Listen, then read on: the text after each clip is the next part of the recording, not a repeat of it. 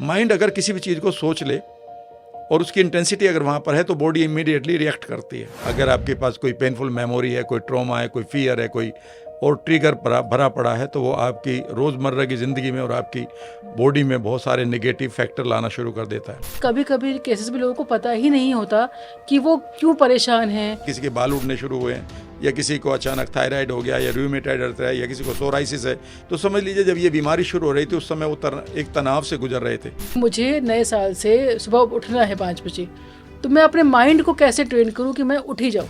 पहला वर्ड गलत दिया जाता है कि विल पावर होती है। Will power does not exist, ये वर्ड हमें गलत दिया गया है। और हमारा माइंड, याद रखिएगा, इस तरह से बना है श्वेता कि हम हमेशा अपने पेन को अवॉइड करते हैं लाइफ में और प्लेजर की तरफ जाते हैं। हम होंगे काम, ये सेंटेंस ही गलत है। हम एक दिन, बस वो एक दिन अब से 40 साल से चल रहा है। तो आपको सिर्फ अपनी एक इमोशन को ढूंढना है, अपने ट्रिगर को ढूंढना है कि वो ट्रिगर क्या है। हम अपने आप को एक्सप्रेस कहाँ कर रहे हैं? हम तो सोशल वैल्यूज को जी रहे हैं ना सारा कर। जीवन में कहीं भी कोई भी कितना भी बड़ा नुकसान हो जाए और कितनी भी कोई हर्ट करे, एक चीज कभी नहीं बोलना, मेरा तो दम घुट गया यहाँ। न्यूरोप्लास्टिसिटी का सिद्धांत है, जो भी आप माइंड से सोचेंगे that your body will follow it. Body अपनी इंटेलिजेंस से काम करेगी, तुम्हारे से नहीं। जितना रिसर्च करोगे ना सी सॉल्ट के ऊपर, आप कहोगे यार ये हमसे क्यों छीन लिया गया। बच्चों में आखिर ऐसा कौन सा उनके माइंड में क्या चीज अट्रैक्ट करती है कि वो जंक फूड को प्रेफर करते हैं और घर के खाने को प्रेफर नहीं कर पाते? आप किसी भी बच्चे को मुझे बैठा दो, मैं उसको उल्टी लगवा दूंगा। जब भी आपको शुगर की क्रेविंग हो रही है तो समझ लीजिएगा कि आपके बैड बैक्टीरिया की ग्रोथ बढ़ चुकी है। ये उनकी डिमांड है, तुम्हारी नहीं। और सुबह की चाय इसलिए मीठे की और दूध की बड़ी खतरनाक है, क्योंकि वो जब रात भर आपने अपने बैड बैक्टीरिया को और सीफों को मारना शुरू किया था, सुबह फिर आपने जिंदा कर दिया। दूध से हमारी हड्डियां कमजोर होती हैं और ये हमारे शरीर के कैल्शियम को बर्बाद करने के लिए दूध काफ़ी है। बच्चे फोन देखते देखते खाना खाना पसंद करते हैं, तो ये उनकी मेंटल हेल्थ पर कैसे इम्पैक्ट करता है? आपने यहाँ पर मोबाइल रख दिया, आपका पूरा का पूरा फोकस कहाँ है? फोन पर। अब इस खाने को कौन रीड कर रहा है? कोई नहीं।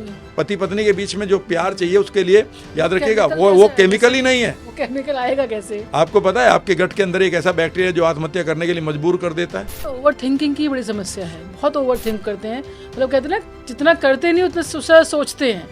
आपको शांत करने वाला जो केमिकल है, जिसको हम न्यूरो ट्रांसमीटर्स कहते हैं, उनकी प्रोडक्शन हमारे बच्चे यूथ के पेट में बहुत कम बन रही है। आज का पॉडकास्ट स्टार्ट करने से पहले मेरी आपसे एक रिक्वेस्ट है कि अगर अभी तक आपने द श्वेता शो को सब्सक्राइब नहीं किया है तो कर लीजिए। और अगर आप भी चाहते हैं कि आपका कोई पसंदीदा गेस्ट हम अपने स्टूडियो में इनवाइट करें, अपने पॉडकास्ट में लेकर आएं, तो उनका नाम कमेंट बॉक्स में जरूर दें।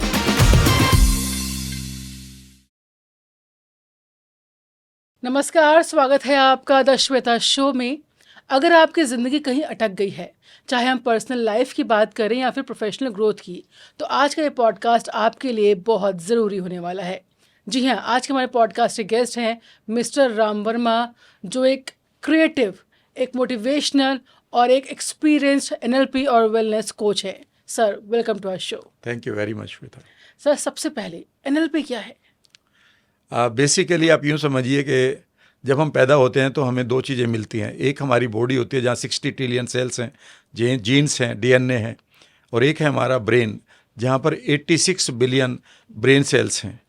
तो जब हम पैदा होते हैं तो ये दो चीज़ें मिलती हैं, और ब्रेन के अंदर एक तरह से सॉफ्टवेयर है कि हमारी बॉडी कैसे चलेगी, लेकिन वहाँ कुछ स्पेशल एक्स्ट्रा स्पेस भी हमारे पास है। जैसे हमारे पास कंप्यूटर में होता है एक C ड्राइव होती है और कुछ एक एक्स्ट्रा स्पेस होता है। तो जो माइंड का एक्स्ट्रा स्पेस है, जब वो धीरे धीरे मेमोरी से भरने लगता है तो वो जो मेमोरी वहाँ पर आपने फाइल्स डाली हुई हैं वो कई बार आपको डिस्टर्ब करने लगती हैं। जो आपका माइंड काम कर रहा था आपकी बॉडी के लिए, आपके बिहेवियर के लिए, उसमें दखल आना शुरू हो जाता है। और अगर आपके पास कोई पेनफुल मेमोरी है, कोई ट्रॉमा है, कोई फियर है, कोई और ट्रिगर भरा पड़ा है, तो वो आपकी रोज़मर्रा की ज़िंदगी में और आपकी बॉडी में बहुत सारे नेगेटिव फैक्टर लाना शुरू कर देता है। तो ऐसे में एक बार फिर उस माइंड की क्लिनजिंग करके उसको नए तरीके से प्रोग्राम करना, इसी को हम एक तरह से कह सकते हैं कि न्यूरो लिंग्विस्टिक प्रोग्रामिंग है। तो ये एक सॉफ्टवेयर, ये एक मैनुअल है कि आप कैसे अपने सबकॉन्शियस माइंड को समझें, चलाएं, और उससे आप अपने माइंड को, बॉडी को, अपने बिहेवियर को, अपने मैनिफेस्टेशन को कैसे एंजॉय करें। सर, बहुत ही आसान भाषा में बताइए कि कैसे, अगर कोई लाइफ में ट्रॉमा है तो कौन सा ऐसा पहला स्टेप लें कि आप उस पेनफुल प्रोसेस से गुजर पाएँ, या आप स्टार्ट कर पाएँ अपनी लाइफ को कि नहीं, अब मुझे इस ट्रॉमा से बाहर निकलना है। देखिए, जब भी आपके पास कोई ट्रॉमा है तो वो ट्रॉमा कई तरह का हो सकता है। आपके पास हो सकता है कि बचपन का कोई अब्यूज़ पड़ा हो, कोई ग्रीफ पड़ा हो सकता है आपके पास कोई ऐसी इवेंट हो जहाँ पर आपको बहुत फेल्योर मिला है, आपका बड़ा सपना टूटा है, किसी ने आपको रिजेक्ट किया है, किसी ने क्रिटिसाइज़ किया है, किसी ने हर्ट किया है, या फिर हो सकता है कि आपने कोई एक्सीडेंट देखा हो, कोई ब्रेकअप हुआ हो। ये सारी की सारी चीज़ें बेसिकली हमारे ब्रेन माइंड के अंदर एक अनरिजोल्व्ड इशू यानी कि अनसुलझे मसले की तरह पड़ी रहती हैं, जो हमारे माइंड को और हमारी बॉडी को एक तरह से आउट ऑफ ट्रैक कर देती हैं। तो पहला काम करना चाहिए उन लोगों को, जितने भी लोग देख रहे हैं, कि वो एक छोटी सी एक्सरसाइज को सब लोग करें, जो मैंने ही 92-93 में मैंने इस टेक्निक को NLP पढ़ते हुए, जब मैंने सबसे पहले NLP को इंट्रोड्यूस किया इंडिया में, तब मैं लोगों को कराया करता था। पहले सबसे पहले मैं बच्चों को कराया करता था। अच्छा। तो बच्चों को कराने का मतलब ये था कि मैं इसे इतना आसान बना दिया था कि इसे कोई भी कर ले। तो अगर आपके पास कोई भी ट्रॉमा है, अगर आपके पास कोई भी पेनफुल मेमोरी, और हमारे पास होती है, जैसा मेरे पास बहुत सारी थी, जिससे मैंने पीछा छुड़ाया और अपनी बीमारियों को ठीक किया, तो पहली टेक्निक ये है, पहली आप एक्सरसाइज ये है कि आप आराम से बैठ जाएं, कंधों को सीधा कर लें, और उस टाइम आप इमेजिन करें कि आपके सामने कुछ दूरी पर, इमेजिन करना है, कई बार कुछ दिखाई नहीं देगा, कई बार लोग कहेंगे मुझे कुछ नहीं दिखाई दे रहा, हम मैं कह रहे हैं नहीं देखना है, बस आपको या तो आँख खोल कर या बैठ कर सिर्फ एक छोटी सी एक्सरसाइज से गुजरना है, एंड सडनली आपका सबकॉन्शियस माइंड छोड़ देगा उसको। तो इमेजिन करना है कि आपके सामने 10-15-20 फीट की दूरी पर एक गिलास वॉल है, शीशे की पार्टीशन है, और उसके परे इमेजिन करो एक टेबल है, लकड़ी की या गिलास की या प्लास्टिक की या स्टील की, उसके ऊपर एक LCD रखा हुआ है, और इमेजिन करें कि उसका जो रिमोट कंट्रोल है वो आपके हाथ में है। ठीक है ना। अब यहाँ कुछ एक चीज़ें करनी है, सिर्फ 4 स्टेप करने हैं। ओके। तो अगर जितने भी दर्शक कर रहे होंगे तो अभी एक बार फिर कंधे सीधे कर लें, अगर वो नहीं कर रहे हैं तो इमेजिन करें कि आपके सामने गिलास वॉल है, उसके ऊपर एक टीवी रखा, एक टेबल है, टेबल पर टीवी रखा हुआ है, उसका रिमोट आपके पास है। पहला काम, एक काम करें, इमेजिन करें कि पहला बटन दबाकर उस मेमोरी को इमेजिन करें कि आप उसे अब टीवी में देखने की कोशिश करें। कई बार ऐसा लगेगा यहीं दिखाई दे रही है जो तंग करती है, लेकिन आप 1-2 बार कोशिश करें कि मानो आप टीवी के स्क्रीन पर उस मेमोरी को देखकर एक ऑब्जर्वर की तरह, एक दर्शक की तरह देख रहे हो। तो इसे हम डिसएसोसिएशन कहते हैं। जैसे ही हम किसी भी चीज़ से डिसएसोसिएट कर लेते हैं तो हमारी जो इंटेंसिटी है वो कम हो जाती है। ये पहला काम है। दूसरा करो कि एक बटन दबाकर अब इमेजिन करो कि आपने टीवी के सारे वॉल्यूम को 0 कर दिया है। तो वॉल्यूम घटाने वाली लाइन है 10, 9, 8, 6, 5, 3, 2, 1, 0 पर आ गई है। इमेजिन करो कि आपने लॉक कर दिया टीवी यहीं पर और उसमें कोई साउंड नहीं आएगी। अब इमेजिन करो कि मैं उस घटना को, भले आँख खोल कर ही देखो, उस इवेंट को मैं देख रहा हूँ, पर वहाँ कोई भी आवाज़ नहीं। किसी ने मुझे धमकाया था, किसी ने गाली दी थी, किसी ने अब्यूज़ किया था, कोई और आवाज़ें थी आसपास की, कोई क्राई थी, कोई चीख थी, कोई रोना धोना था। सबको आप म्यूट करो। ऐसा लगेगा कि 2 मिनट के अंदर 30 सेकंड में ऐसा लगेगा कि वहाँ पर सन्नाटा आ गया है। कुछ साउंड फिर आएंगी, फिर म्यूट करो। तो अगले करीब 30-40 सेकंड तक आप उन्हें म्यूट करते रहो। उसके बाद एक बटन और दबाओ और इमेजिन करो कि आपने टीवी को ब्लैक एंड वाइट मोड में डाल दिया है। हमारा माइंड जो है काम तब करता है, यूजुअली किसी भी चीज़ के साथ एसोसिएटेड होता है, उसमें कलर्स होते हैं उसकी इमेजेस में, तो हम ब्लैक एंड वाइट इमेजेस को ज़्यादा लाइक नहीं करते, ना उसमें हमारी कोई इमोशन बैठती है। तो अब आप इमेजिन करो कि आपने टीवी को ब्लैक एंड वाइट मोड में डाल दिया है और एक बटन दबाकर उस इवेंट को देखो जहाँ पर आपको कलर दिखाई दे रहे थे। कई बार लोग कहते हैं उसका लाल चेहरा दिखाई दे रहा, उसकी आंखों में खून उतर रहा था। तो इमेजिन करो वो ब्लैक एंड वाइट हो गया। कोई और आसपास की ड्रेस है, बैकग्राउंड है, सबको ब्लैक एंड पुरानी फिल्मों की तरह देखो। और इसके बाद फाइनल है, वो सबसे इंपॉर्टेंट है। अब आप इमेजिन करो कि आपने एक एक बटन दबाकर धीरे धीरे एक एक सीन को, जो आपके पास 3-4 सीन होते हैं, उनमें से 1-2 सीन बड़ा ही ख़राब होता है कि ये वाला लास्ट सीन है। तो जो सीन्स आपके पास आ रहे हैं, जब आप बताते हैं कि मेरे साथ उसने फिर ये किया था, फिर पकड़ा था, फिर मारा था, फिर ये हुआ था, तो इमेजिन करो कि एक एक सीन को आप बेसिकली फ्रीज कर रहे हो। फ्रीज करके उसे स्टिल फोटोग्राफ की तरह रखते जा रहे हो टीवी पर, जैसे हम जूम पर रख देते हैं ना बहुत सारे फोटो। तो इमेजिन करो कि बहुत सारे सीन है, किसी ने आपके गले की तरफ आया था वो वहीं रुक गया, कोई पीछे भागा था वो रुक गया, कोई एक्सीडेंट वहीं रुक गई कार, है ना। तो आप फ्रीज कर दो उनको। जैसे आप फ्रीज कर देंगे, इसमें मुश्किल से 40-50 सेकंड लगेगी। अब वो फ्रीज किए हुए आपके पास फोटोग्राफ है जो ब्लैक एंड वाइट है और कोई साउंड नहीं। और फाइनल एक काम करो, इमेजिन करो कि एक बटन दबाकर आप उसके ऊपर बारिश कर रहे हो और वो सारे धुलते जा रहे हैं और आपका जो स्क्रीन है वो कंप्लीटली ब्लैंक हो गया है। ब्लैंक करने के बाद एक बटन दबाकर इमेजिन करो कि ये टीवी उड़ रहा है और जहाँ पर ये आप टीवी रखा हुआ था, यहाँ पर आप अपनी बढ़िया सी किसी मेमोरी को देखना शुरू करो। यानी कि रिप्लेस भी करना, नहीं तो माइंड पुरानी मेमोरी को ले आएगा।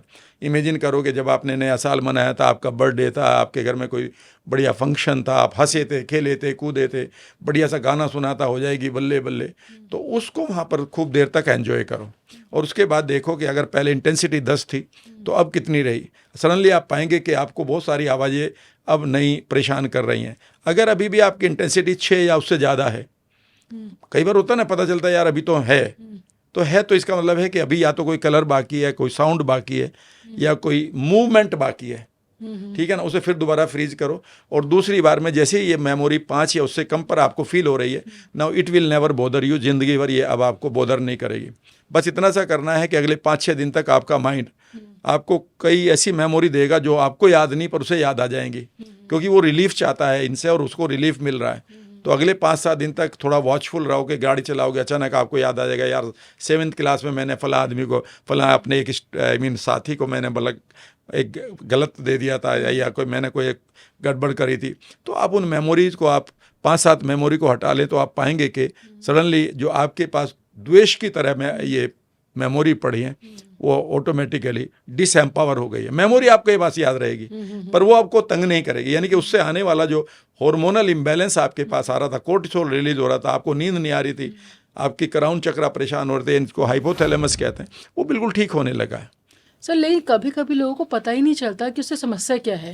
जैसे हम बात कर रहे हैं कि हम माइंड सेट स्ट्रॉन्ग करना चाहिए, या फिर कोई समस्या हमें है कि हमें पता होती है कि ये समस्या हमें दिक्कत दे रही है, हमें इससे बाहर निकलना है, लेकिन कभी कभी केसेस में लोगों को पता ही नहीं होता कि वो क्यों परेशान हैं, क्यों वो लेज़ी हो रहे हैं। मतलब ऐसे कौन से सिम्टम्स होते हैं इनिशियली कि वो आप ये जज कर पाएँ कि आपके अब माइंड को सही करने की ज़रूरत है। हाँ, इसका मतलब ये है कि बहुत ही इंपॉर्टेंट सवाल पूछा आपने।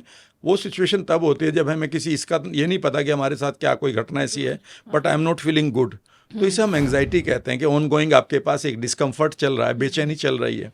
ठीक है ना।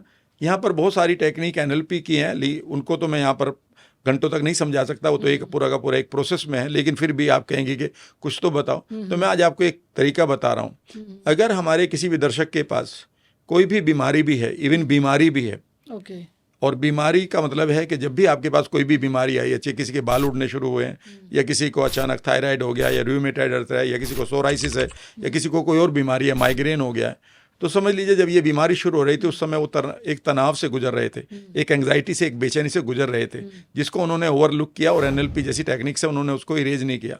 ये माना कि कोई गोली खा के, कोई ड्रिंक व्रिंक करके मैं ठीक हो जाऊँगा, ठीक है ना, लेकिन याद रखिएगा होते नहीं। तो ऐसे में अगर हमें ये नहीं पता है कि हाँ मेरे साथ प्रॉब्लम क्या है, पर नहीं तो मैं अपने काम को कर रहा हूँ, मैं अपना प्रोक्रेस्टिनेशन का शिकार हो रहा हूँ, मैं एंग्जाइटी का शिकार हो रहा हूँ, मैं कई बार ओवर ईटिंग का शिकार हो रहा हूँ, या मैं कोई ऐसा पैटर्न मेरी लाइफ में आ गया जिसको मैं हैंडल ही नहीं कर पा रहा हूँ, इसे हम एंग्जाइटी कहते हैं। एंग्जाइटी का मतलब है कि आपके अंदर इस समय एक इनर डिस्कम्फर्ट चल रहा है, लेकिन आपको पता नहीं है क्या चल रहा है, और अभी आपके पास NLP की सारी टेक्निक भी नहीं है जो मैं आपको करवाता हूँ। तो यहाँ पर मैं आपको एक चीज़ बता रहा हूँ, वो ये है कि हमारा माइंड और बॉडी एक विशेष रिलेशनशिप में होते हैं। माइंड अगर किसी भी चीज़ को सोच ले और उसकी इंटेंसिटी अगर वहाँ पर है तो बॉडी इमीडिएटली रिएक्ट करती है। जैसे आपको लगा कि मेरा फेवरेट फूड सामने रखा है, आंखों ने ले लिया तो मुंह में एकदम से पानी आ जाएगा, ठीक है ना, तो बॉडी रेस्पॉन्ड करती है। तो माइंड बेसिकली उन इश्यूज को पकड़ कर बैठता है श्वेता आपके माइंड के अंदर जिस पर आपकी बॉडी ने रिएक्ट करा हो कभी। यानी कि मान लेते हैं आपको सांप का डर लगता है, तो जैसे सांप ओए, तो ये जो ओए हुआ ना, तो एकदम से माइंड समझेगा कि ये हमारे लिए बहुत इंपॉर्टेंट इशू है, बचने के लिए जीवन भर, ठीक है ना। जैसे आपका गर्म तवे पे हाथ आया होगा बचपन में, ओ जल गया, तो अब दोबारा नहीं रखेगा क्योंकि ये मेमोरी बॉडी में चली गई। तो माइंड जो है बॉडी की इंफॉर्मेशन को, बॉडी की रिएक्शन को रीड करता है कि यह कितना इंपॉर्टेंट इशू है, समझ गए। इसीलिए जब कहते हैं ना कि मेरे अंदर उनके लिए बहुत प्यार है, तो वो प्यार माइंड में नहीं आता, कहते ऐसे ही है मेरे माइंड में बहुत प्यार है, नहीं, वो हमेशा बॉडी में होता है। जितनी भी इमोशंस होते हैं वो बॉडी में होती हैं, फीलिंग्स बॉडी में होती हैं। जैसे कांटा चुभा तो बॉडी में चुभ रहा है, ठीक है ना। तो यहाँ पर एक गेम खेलना होता है, वो गेम योगी हमें सिखाते हैं कि आप आराम से बैठ जाएं, मेडिटेशन की एक मुद्रा में बैठ जाएं, और आप कोशिश करें कि मैं कुछ देर के लिए नहीं हिलूंगा। शुरू में आपके लिए 5 मिनट बैठना भी मुश्किल होगा, लेकिन ये बढ़ते बढ़ते 1 घंटा 2 घंटे तक चला जाता है। मैं आराम से 1 घंटा तो ऐसे बढ़ जाता हूँ कि मैं एक भी पोस्चर को नहीं लाता सिवाय सांस के। जैसे स्टार्टिंग में हम मेडिटेशन करते हैं तो 5 मिनट बैठना बहुत मुश्किल जी, होता है। 5 मिनट बैठ, पता है क्यों बैठना, वो मैं बता रहा हूँ। तो जब आप मेडिटेशन में बैठते हैं उस समय आप एक ही काम करें। उस समय आपके ब्रेन के अंदर 86 बिलियन न्यूरॉन है, ब्रेन सेल है, उनमें मेमोरी भरी पड़ी है, तो वो हजारों थॉट चल रहे हैं। आपको तो एक पता चल रहा है कि मैं इस समय क्या सोच रही हूँ, लेकिन पता नहीं कितने दरवाजे खुले पड़े हैं, कितनी मधुमक्खियाँ उस छत्ते से निकल रही हैं। ठीक है ना।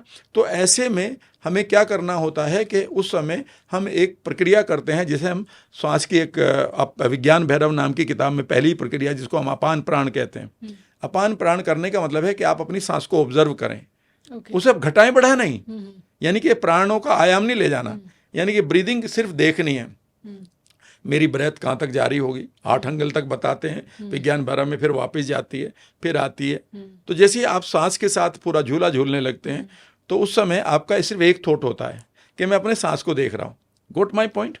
और ऐसे में जो आपका माइंड है वह अब आपको बहुत सारी मेमोरी देगा, इसीलिए मेडिटेशन में सारी ऐसी मेमोरी याद आएंगी जिनका कोई मतलब नहीं था। ठीक है ना।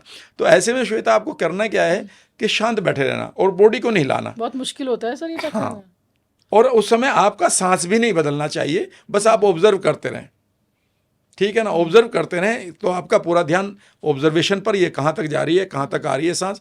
और ऐसे में मान लेते हैं मुझे एक पास की कोई मेमोरी याद आ गई कि फला आदमी ने यार मुझे ये गलत बात बोली थी, उस समय एकदम से बॉडी आपका रेस्पॉन्ड करेगी, तो माइंड मान जाएगा कि ये मेमोरी मुझे पकड़ कर बैठानी है, क्योंकि इस पर इस आदमी ने रेस्पॉन्ड किया है।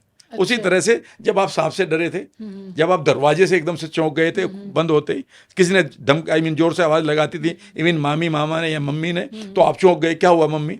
ठीक है ना। इसका मतलब माइंड एकदम से उस आवाज़ के साथ एंकर हो गया, ट्रिगर हो गया।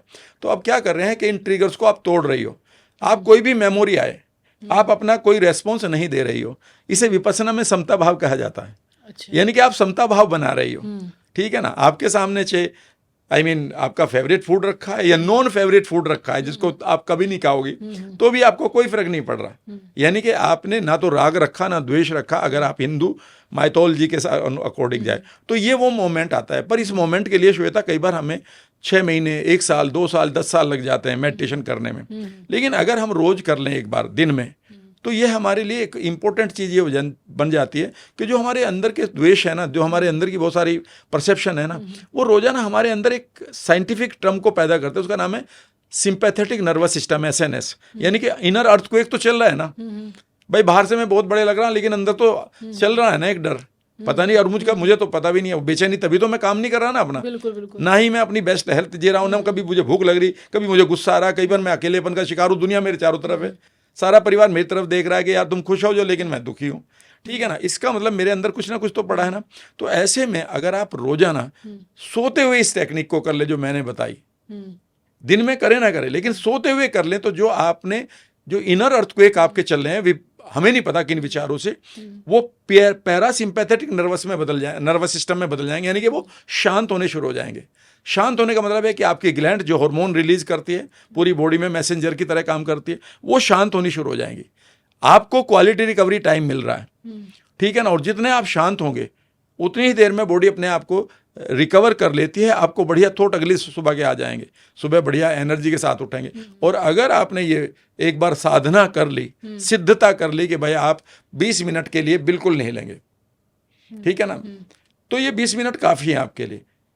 ऐसे में वहाँ पर एक चीज़ का ध्यान रखना होगा सभी को और आपको, कि जब आप इस चीज़ को कर रहे हो बहुत सारे ऐसे थॉट आएंगे, उनके आपको मन करेगा नहीं मुझे शून्यता में जाना चाहिए, ना कहीं नहीं जाना आपको। उन थॉट को आने दो, जाने दो। तुम्हारा काम है ऑब्जर्व करना। वो आएंगे, दरवाजा खटखटाएंगे, आपने कोई रेस्पॉन्स नहीं दिया, वो चले जाएंगे। ठीक है ना। सिर्फ अपनी सांसों पर फोकस करना, बस अपनी सांसों पर फोकस करना है और वहां से अपनी बॉडी को स्थिर कर देना है। तो इसका मतलब है माइंड ये मानेगा कि मैंने ये थॉट भी दिया इसको जो बहुत पुराना पड़ा था, जिस पर ये बहुत परेशान रहता था, आज मैंने इसको दिया लेकिन ये रिस्पॉन्ड नहीं कर रहा, चलो मैं इसे कल और दे के देखूंगा। और 2-1 दिन के बाद ये नहीं आएगा कभी भी। नया साल आने वाला है और अक्सर लोग रेजोल्यूशन लेते हैं कि सुबह उठ के वॉक करना शुरू करेंगे। 80% लोगों का ये रेजोल्यूशन होता है कि मॉर्निंग में उठेंगे, वॉक करेंगे, मेडिटेशन करेंगे, बट वो 2 दिन भी कंटिन्यू नहीं हो पाता। इसके पीछे क्या थॉट प्रोसेस है? और अगर मैंने कोई रेजोल्यूशन लिया है कि भाई मुझे नए साल से सुबह उठना है 5 बजे, तो मैं अपने माइंड को कैसे ट्रेन करूं कि मैं उठ ही जाऊं? देखिए, चक्कर ये होता है कि यहाँ पर आपको दो चीज़ समझनी होगी। एक है आपके पास कॉन्शियस माइंड जो रोजाना नए नए प्रोग्राम बनाता है और जिसका कुछ ज़्यादा चलता नहीं है, और एक है सबकॉन्शियस माइंड। सबकॉन्शियस यानी कि जहाँ पर आपका 98% पावर पड़ी हुई है। आपने जो गोल बनाया है वो अपने कॉन्शियस माइंड से बनाया है और अनकॉन्शियस से नहीं बनाया। आप ये समझिए कि कॉन्शियस माइंड जो है आपके अपने लक्ष्यों को बना रहा है, पर आपने अपने 86 बिलियन न्यूरॉन को या ब्रेन सेल्स को नहीं बताया। ये तो वही वाली बात है कि आप एक बहुत अच्छी मालकिन है अपनी कंपनी की, और आपके पास 1000 लोग काम करते हैं, पर आपने अपने काम को किसी को नहीं बताया। तो ठीक है काम ना? क्या करेंगे वो अपने काम कर रहे हैं रोजाना गलत सलत, और आप उनको नहीं बता रही हो, तो एक दिन आप थक जाओगी, क्योंकि आप 1000 लोगों का काम नहीं कर पाओगे। यही आप गलती करते हैं। बेसिकली जब हम किसी भी इंटेंशन को या विल पावर को बनाते हैं तो हमें एक पहला वर्ड गलत दिया जाता है कि विल पावर होती है। Will power does not exist, ये वर्ड हमें गलत दिया गया है। विल पावर होती भी है और नहीं भी होती। मैं कहता हूँ नहीं होती है, फिर भी यहाँ पर एकदम से लोग कहेंगे यार क्या बात कर रहे हो, विल पावर के ऊपर तो इतना कुछ पढ़ लिया। बिल्कुल। विल पावर होती ही नहीं, यह गलत शब्द दिया गया हमें। मैं बताता हूँ कैसे। फॉर एग्जाम्पल आपसे ही बात करते हुए करूंगा, फिर आपको समझ में आ जाएगा कि हम गलती क्या कर रहे हैं। और रेजोल्यूशन 15 तारीख को तो डायरी गायब हो जाती है लोगों की। बिल्कुल गायब हो जाती है। ठीक है ना? बिल्कुल गायब। ठीक है ना? 5-6 तारीख तक तो घर वाले बता भी देते हैं यार तेरी डायरी पड़ी है, इसे तो देख लिया कर। 15 तारीख के बाद वो डायरी ही नहीं पता कहाँ है। ठीक है ना? और ये कई सालों से चल रहा है। ये कई सालों से चल रहा है। वॉक का हो गया, हेल्दी फूड का हो गया, हेल्दी फूड का हो गया, योगा करने का हो गया। लेकिन होता कभी नहीं है। ठीक है ना? आज से होगा। ठीक तो पहली चीज है कि विल पावर नहीं होती है। तो जब भी आप विल पावर कर रहे हैं, you are against your own self. मैं बताता हूँ कैसे। मान लेते मैं सिगरेट नहीं पीता हूँ, मैं पीता भी नहीं हूँ, तो अब आप मुझे कह रही है कि आप राम सर सिगरेट पियो, बहुत अच्छी लगेगी, पियो बहुत अच्छी लगे। मेरे पास पूरी चॉइस है मना करने की। बिल्कुल। यस और नो। Yes. और मुझे कोई पेन नहीं इसमें। लेकिन अगला सिचुएशन समझिए, मैं रोज 40 सिगरेट पीता हूँ और मैं उसका आदी हो चुका हूँ।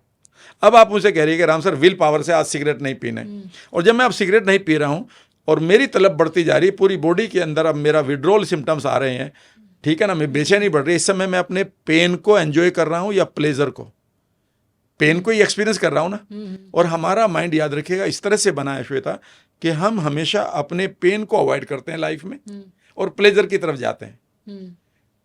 ठीक है ना? और पेन को अवॉइड कैसे करना पड़ेगा? सिगरेट पीकर। तो इसीलिए जो है विल पावर 2 हफ्तों से लेकर 2 साल में टूट जाती है। 2 साल तो बहुत लंबा टाइम होता है। हाँ, ठीक है ना? लेकिन अगर आप इसकी प्रोग्रामिंग कर लें जो आपने कहा है, तो मैं आपको कुछ तरीके बता रहा हूँ। बताइए सर। उसमें माइंड को प्रोग्राम करेंगे, यानी कि आपका इरादा है कि मैं सुबह जल्दी उठूं, ठीक है, या मैं कल से अनहेल्दी फूड ना खाऊं, कल से मैं ये मेरी आदत है इसे छोड़ दूं। ये दोनों मुझे छोड़नी है। हाँ, ठीक है ना?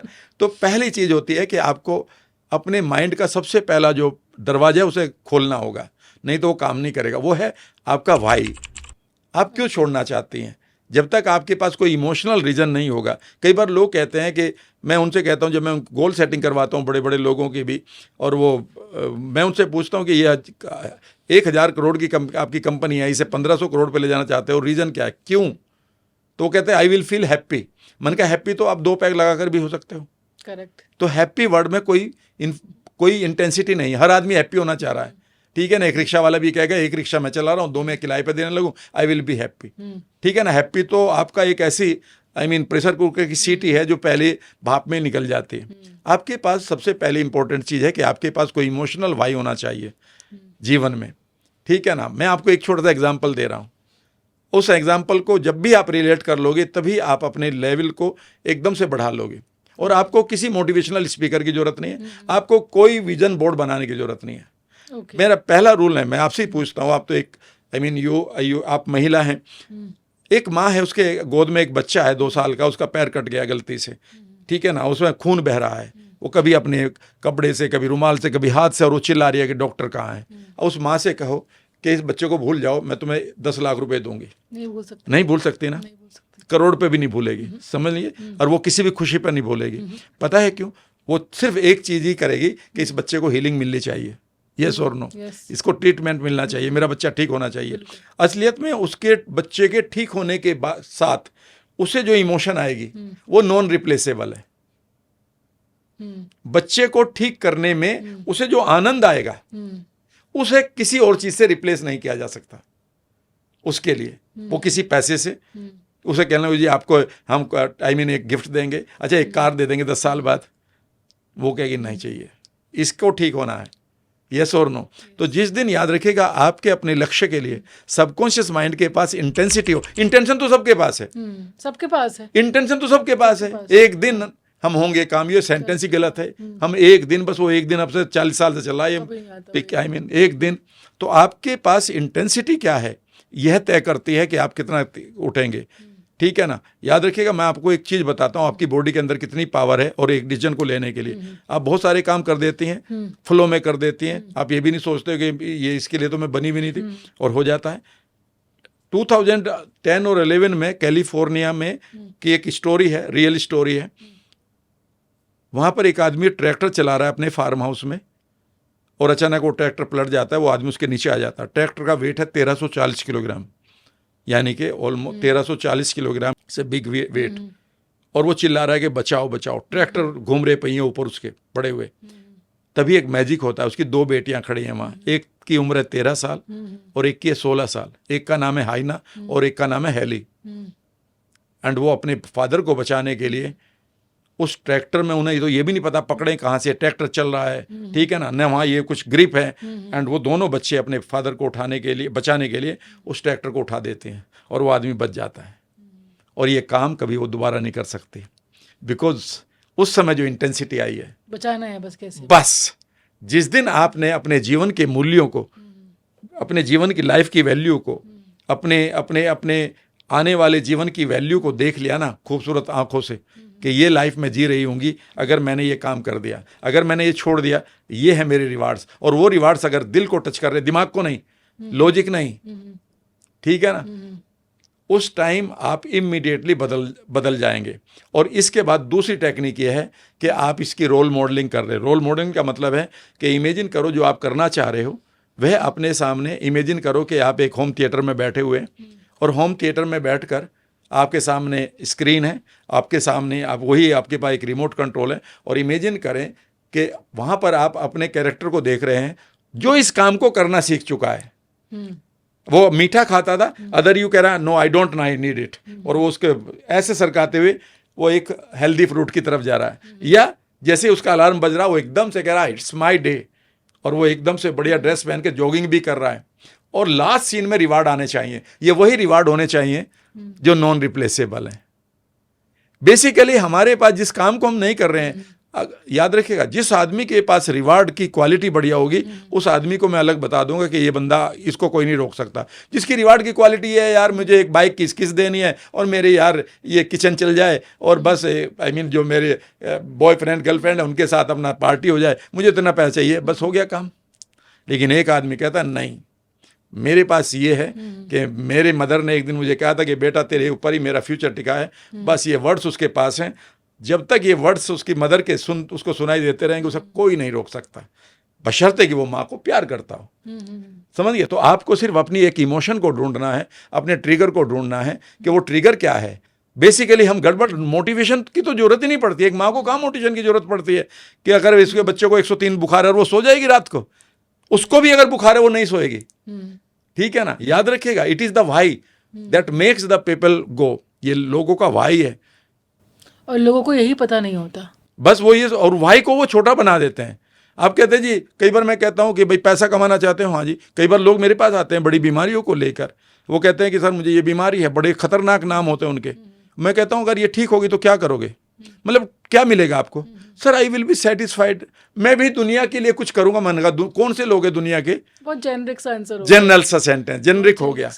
लेकिन आपको मैं बताऊं, अगर कोई आदमी ये कहता ना, सर मेरी 5 साल की बच्ची है, मुझे कुछ हो गया तो उसको भेड़िया खा जाएंगे इस समाज के, इसलिए जीना है, टक से आपकी बॉडी के अंदर वही हार्मोन निकलेंगे जो उसको एकदम से जीवित कर देंगे। सवाल तो ये है कि लोगों के पास कई बार वो वाही नहीं है जीवन को जीने का, ठीक है ना। जब आप बच्चे को देखते हैं और वो कहते हैं कि नहीं, मेरे बगैर इसके लिए इस ज़माने में कोई, सचमुच में कोई भी काइंड नहीं होगा, जब तक मैं हूँ सारी दुनिया इसके लिए काइंड रहेगी, और नहीं तो उस समय आपको जीने का मन करता है। जब भी आपके पास जीने का मन करता है, याद रखिएगा ये रिसर्च आ चुकी है कि जिन लोगों के पास जीने के लिए वर्दीनेस ख़त्म हो जाती है। उन लोगों की जिनकी लाइफ पार्टनर या बहुत प्यारा आदमी उनकी लाइफ से चला जाता है तो उनके दिमाग से एक दिल अचानक निकलता है, अब मैं क्या करूं जी कर। यानी कि आपने अपनी वर्थ को खो दिया है। याद रखिएगा 78% लोगों को उन्हीं को कैंसर होता है और 100% उन लोगों का कैंसर ठीक हो जाता है बगैर किसी दवाई के। इवन 4th क्लास स्टेज का कैंसर ओवरनाइट ठीक हो जाता है। ये मैं नहीं कह रहा हूँ,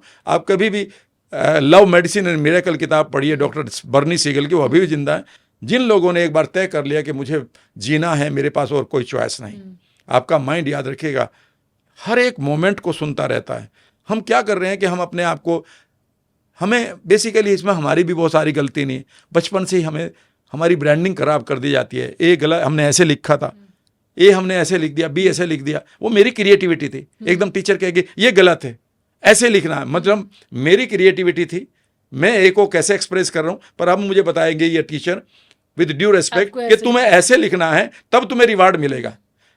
मेरी क्रिएटिविटी की कोई नहीं। तो पहले दिन हमें मिल जाता है कि तुम ऐसे बनोगे, मैनिपुलेटेड वर्ल्ड में रहोगे तो तुम्हें रिवार्ड मिलेंगे। तुम्हारी अपनी जो एक्सप्रेशन है वो आपकी कोई वैल्यू नहीं। तो याद रखिएगा, हम जीवन में अपने एक्सप्रेशन को खो चुके हैं।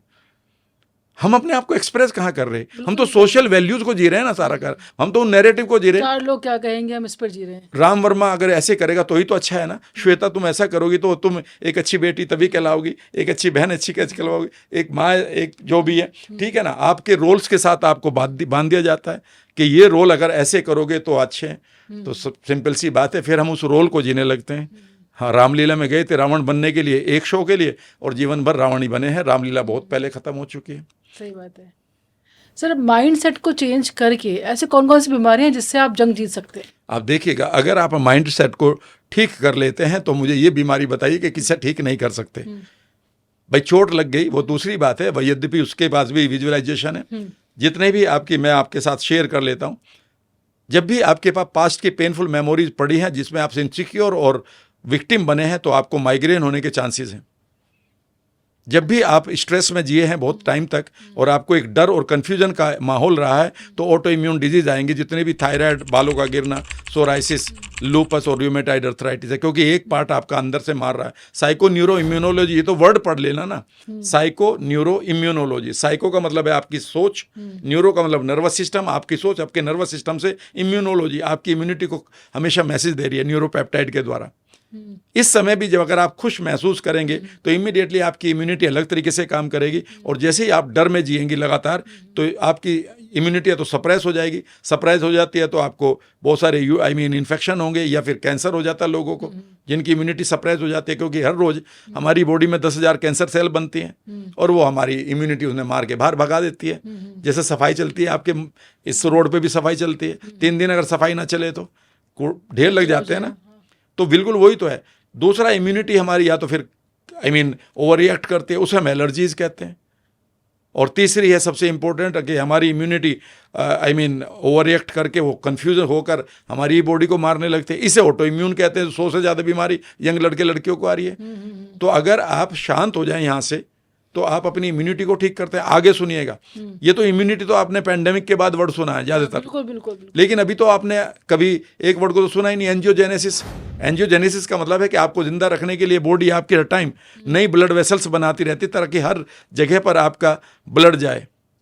याद रखिएगा, आपके तनाव के कारण ये एंजियोजेनेसिस का गड़बड़ हो रही है। अच्छा। और इसमें एक चीज और बताऊं आपको, आपकी भलाई के लिए, जीवन में कहीं भी कोई भी कितना भी बड़ा नुकसान हो जाए और कितनी भी कोई हर्ट करे, एक चीज कभी नहीं बोलना, मेरा तो दम घुट गया यहाँ। जैसे ही आप ये बोलोगे माइंड इसे एकदम से परसीव करेगा कि दम घुट रहा है, तो मैं फटाफट ब्लड वेसल्स बना देता हूं। बॉडी के लिए ठीक है, लेकिन 2 जगह ब्लड वेसल्स का जाना बहुत खतरनाक है। एक है कि हमारी जो कैंसर सेल बनती है, जो माइक्रो ट्यूमर पड़े रहते हैं जिंदगी भर, वो कुछ नहीं बिगाड़ते। जैसे ही उनको ब्लड सप्लाई चली गई, in 1 week they increase by 16,000 times. 16,000 गुना बनकर वो ट्यूमर जो दिखाई भी नहीं देता था, 1 हफ्ते के अंदर वो कैंसर बन जाता है।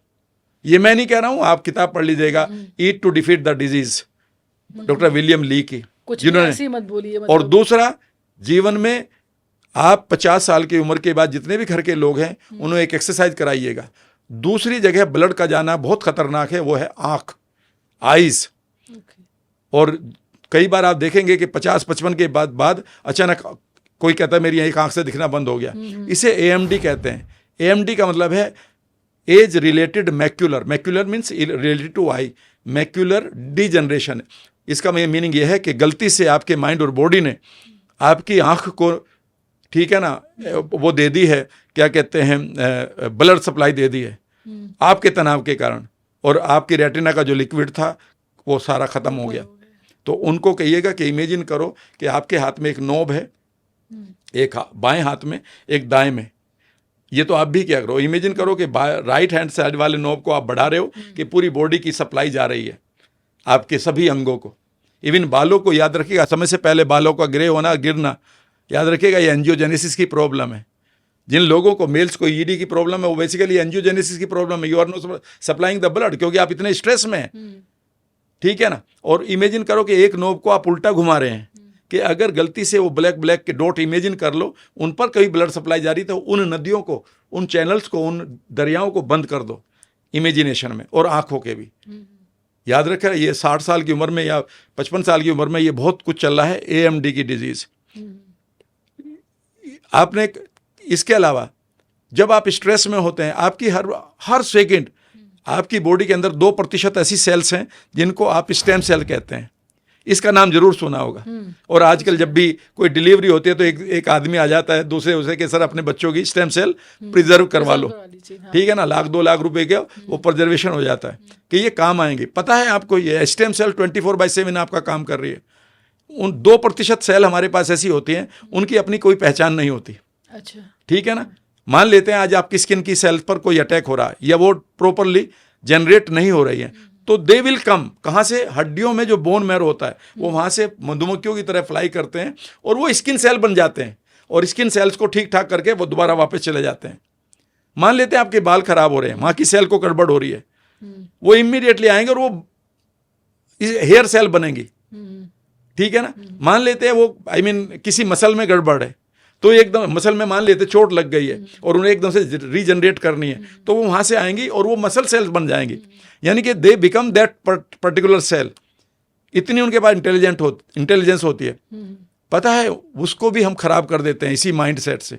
तो कई बार आप ही एक काम किया करो, इमेजिन करो कि आपकी हड्डियों के अंदर वो सेल इंतजार कर रही हैं, लेकिन तनाव के कारण वो कंफ्यूज है, मैं कहाँ जाऊँ कहाँ ना जाऊँ, और हर सेकंड आपके पास 10 करोड़ नई सेल बनती है और उनको बनाने के लिए इन स्टेम सेल की जरूरत पड़ रही है, और ये आपके पास हैं स्टेम सेल। इसलिए बहुत ट्रीटमेंट महंगा है, क्योंकि आपकी जो स्टेम सेल स्किन से निकाली जाती है उसको ट्रीट करना, उसको निकालना, इसे बिग थिंग, बट ये तो आपके पास है 24/7। इमेजिन करो आप आंखें बंद करके कि आपके बोन मैरो में आप अंदर जा रहे हो और वहाँ पर उन्हें जागृत कर रहे हो, उन्हें छोटे छोटे लिटिल गणेशाज को, लिटिल भीम्स को, लिटिल एंजल्स को, और वो they are coming and they are completely healing, और सर से लेकर पैरों तक एक एक सेल को ही कर दो। लेकिन वहाँ पर कुछ स्टेम सेल ऐसी भी हैं जो ट्यूमर बनाती हैं, जो फाइब्रॉइड्स बनाती हैं, जो PCOD बनाती हैं, जो ठीक है ना, जो लंप बनाती हैं चेस्ट में कई बार, ठीक है ना। इमेजिन करो उनको आप बंद कर रहे हो। सिर्फ इतना कर लो, ये न्यूरोप्लास्टिसिटी का सिद्धांत है, जो भी आप माइंड से सोचेंगे that your body will follow it. Sir आजकल ग्रे हेयर्स की समस्या बहुत ज़्यादा है, बहुत अर्ली एज में बाल गिर रहे हैं, तो ऐसा मैं माइंड को क्या सिग्नल दूं कि मेरे बाल ना गिरे और वो ग्रे ना हो? देखिए, बालों के गिरने का ना अकेले माइंड सेट से काम नहीं चलेगा। इसका मतलब यह है कि आपका गट खराब है। जब भी आपका गट खराब होगा, सबसे पहला काम है कि वो आपके बालों पर दिखाई देगा। बाल पतले हो जाएंगे, गिरने शुरू हो जाएंगे। ग्रे कलर का मतलब तो ये है कि हो सकता है वो जेनेटिक कोई एक्सप्रेशन है, लेकिन जेनेटिक एक्सप्रेशन को भी मैं समझा सकता हूँ। हमारी जीन, याद रखिएगा, वह भी हमारे माइंड सेट से चलती है। मैं आपको सेंटेंस पढ़ा सकता हूँ डॉक्टर जो डिस्पेंजा का, कि every time you think you change your genetic expression. हम जीन को नहीं बदल सकते। फॉर एग्जाम्पल, हमारे पास व्हाइट बोर्ड है, हम उसे नहीं बदल सकते, वो तो व्हाइट बोर्ड ही रहेगा, पर एवरी टाइम, हर रोज उस पर आप नया लिख सकते हैं ना, टुडेज विचार, आज का गोल, मिटा दो भैया इसको, अच्छा शाम का विचार, मिटा दो इसको, अच्छा यहाँ पर हम अगले गोल सेटिंग करते हैं। तो every day board is same but you are expressing differently. तो जो हमारी जो जीन है वो हर रोज अब हमारे लिए एक्सप्रेस करने के लिए तैयार है, और हमारी जीन से भी बेसिकली हमारे थॉट से रीड करती है कि मैं अब कितनी जीन्स को स्विच ऑफ करूं, कितनों को स्विच ऑन करूं, ये इस तरह से काम करती हैं। तो याद रखिएगा, जब भी हम अच्छी जीन्स को स्विच ऑन नहीं कर रहे हैं और ख़राब जीन्स को स्विच ऑन कर दिया है तो ये बीमारी है, ठीक है ना। फिर हमारी बॉडी में बहुत सारे फिर हम क्या करते हैं, लोकल लेवल पे काम करते हैं। आप कभी आराम से बैठकर इमेजिन करो ना कि जो बेकार के बल्ब जल रहे थे आप उनको स्विच ऑफ कर रही हो, और जो बंद पड़े हैं आपके अच्छे वाले उन्हें टर्न ऑन कर रहे हो, और आप इन जीन्स को एक मेटाफोर, एक संकेत, एक बल्ब की तरह दे सकते हो, टाइनी शाइनिंग स्टार्स की तरह दे सकते हो। ये मैं नहीं कह रहा हूँ, ये किताबों में लिखा हुआ है कि ऐसे सोचो, क्योंकि ये आपकी सोच पर काम करती है जीन्स, ठीक है ना। तो जीन बेसिकली हमारी बॉडी के अंदर प्रोटीन बनवाने के काम आती है। जब भी आप ये कह रहे हैं कि मुझे इस चीज़ की कमी है, तो आपकी वो जीन एक्सप्रेस नहीं कर रही जो पहले कर रही थी, ठीक है ना। तो बालों को ठीक करने के लिए मैं आपको 2-3 चीज़ बता देता हूँ, उनको आप करना शुरू करें, और आप अपनी इवन किसी भी उम्र में आप बालों की ग्रोथ को बढ़ा सकते हैं। ओके, ठीक है ना। ठीक है सर। मेरे बाल भी गिरने शुरू हो गए थे, कई पॉडकास्ट में आप सुनोगे भी, ठीक है ना। लेकिन अब तो बहुत अच्छे हैं। अभी और थोड़े से बढ़ाने हैं, अच्छा। ठीक है ना, और ये नेचुरल है, ठीक है ना। ऑफ कोर्स 30% ग्रे हो चुके हैं उम्र के हिसाब से, वो तो मेरे 21 साल में ही हो गए थे जब मैं बीमार होने लगा था, ठीक है ना, उसके बाद नहीं हुए। कई बार मैं खींचता रहता हूँ कि यार लोग कहते हैं बाल टूटने हैं, 30% तो बदलते रहता ना, लेकिन वो भी मैं आपको कुछ चीज़ें बता रहा हूँ। पता है आपको बाल क्यों खराब होते हैं? जब आपके कई बार आप जो खाना खाते हो ना, उसमें जो प्रोटीन होती है वो आपके पेट में पचती है, और पेट में हमारे पास तनाव के कारण, माइंडसेट के कारण एसिड की मात्रा कम हो जाती है। उम्र के हिसाब से 10% पर 10 ईयर्स में घटती है। अगर मेरी उम्र 60 साल है तो इसका मतलब है 40, यानी कि 20-30%, 40% मेरा एसिड कम निकल रहा है। और ऐसे में मैंने अगर प्रोटीन खा ली तो वो प्रोटीन अनडाइजेस्टेड रहती है, और वो हमारे पेट में, आंतों में जाकर रुक जाती है, सड़ जाती है। उसका नाम होता है सीफो, स्मॉल इंटेस्टाइनल फंगल ओवरग्रोथ। इसीलिए कई बार आप देखेंगे कि बहुत सारे जिम जाने वाले लोगों को, जो एकदम यंग लड़के हैं, उनका तो एसिड भी पूरा निकल रहा है, वो मेहनत भी करते हैं और वो प्रोटीन भी खाते हैं, जबकि बालों को भी तो प्रोटीन की जरूरत है, बायोटिन की। और अचानक उनकी सेल बायोटिन बनाना बंद कर देती है और उनके हेयर लाइन खराब होने लगती है। देखोगे ना। बिल्कुल बिल्कुल। इसका मतलब ये है कि उन्हें कोई समझा नहीं रहा। वो ये मानते हैं कि इतना मैं प्रोटीन खाऊंगा तो मेरी बॉडी को लग रहा है। नहीं भाई, इसमें से कई ग्राम आपकी आंतों में खराब कर रहा है, आपकी आंतों को। अब उसको ठीक कैसे करना वो भी बता दो। तो सीफो जब भी आपको होगी तो इमीडिएटली आपके बाल पतले और कमज़ोर होने शुरू हो जाएंगे, गिरने शुरू हो जाएंगे, ठीक है ना। तो सबसे पहला काम करो कि आप सीफो को ठीक रखने के लिए आप अपने पेट को एसिड बनाने के लिए 2 काम जरूर करो। जब भी आपको पपीता कच्चा खाने का मौका मिले, कच्चा पपीता खाते होंगे ना घर में, तो आप जरूर कई बार उसमें सब्जी और सिरके में डालते ना, वो पपेन होता है उसमें, वो आपके। और जितने बार आप खाना खाते हैं, मान लेते कल आप 3 बार खाना खाएंगी, तो आप 3 गुना 2.5, यानी कि 2.5 कप पानी पर मील के हिसाब से आपको आज पीना है। यानी कि 7.5 कप पानी आपको मिनिमम पीना था, क्योंकि आपका एसिड तो बेसिकली बॉडी तो बनाएगी ना, तो इतना तो आपको पीना है।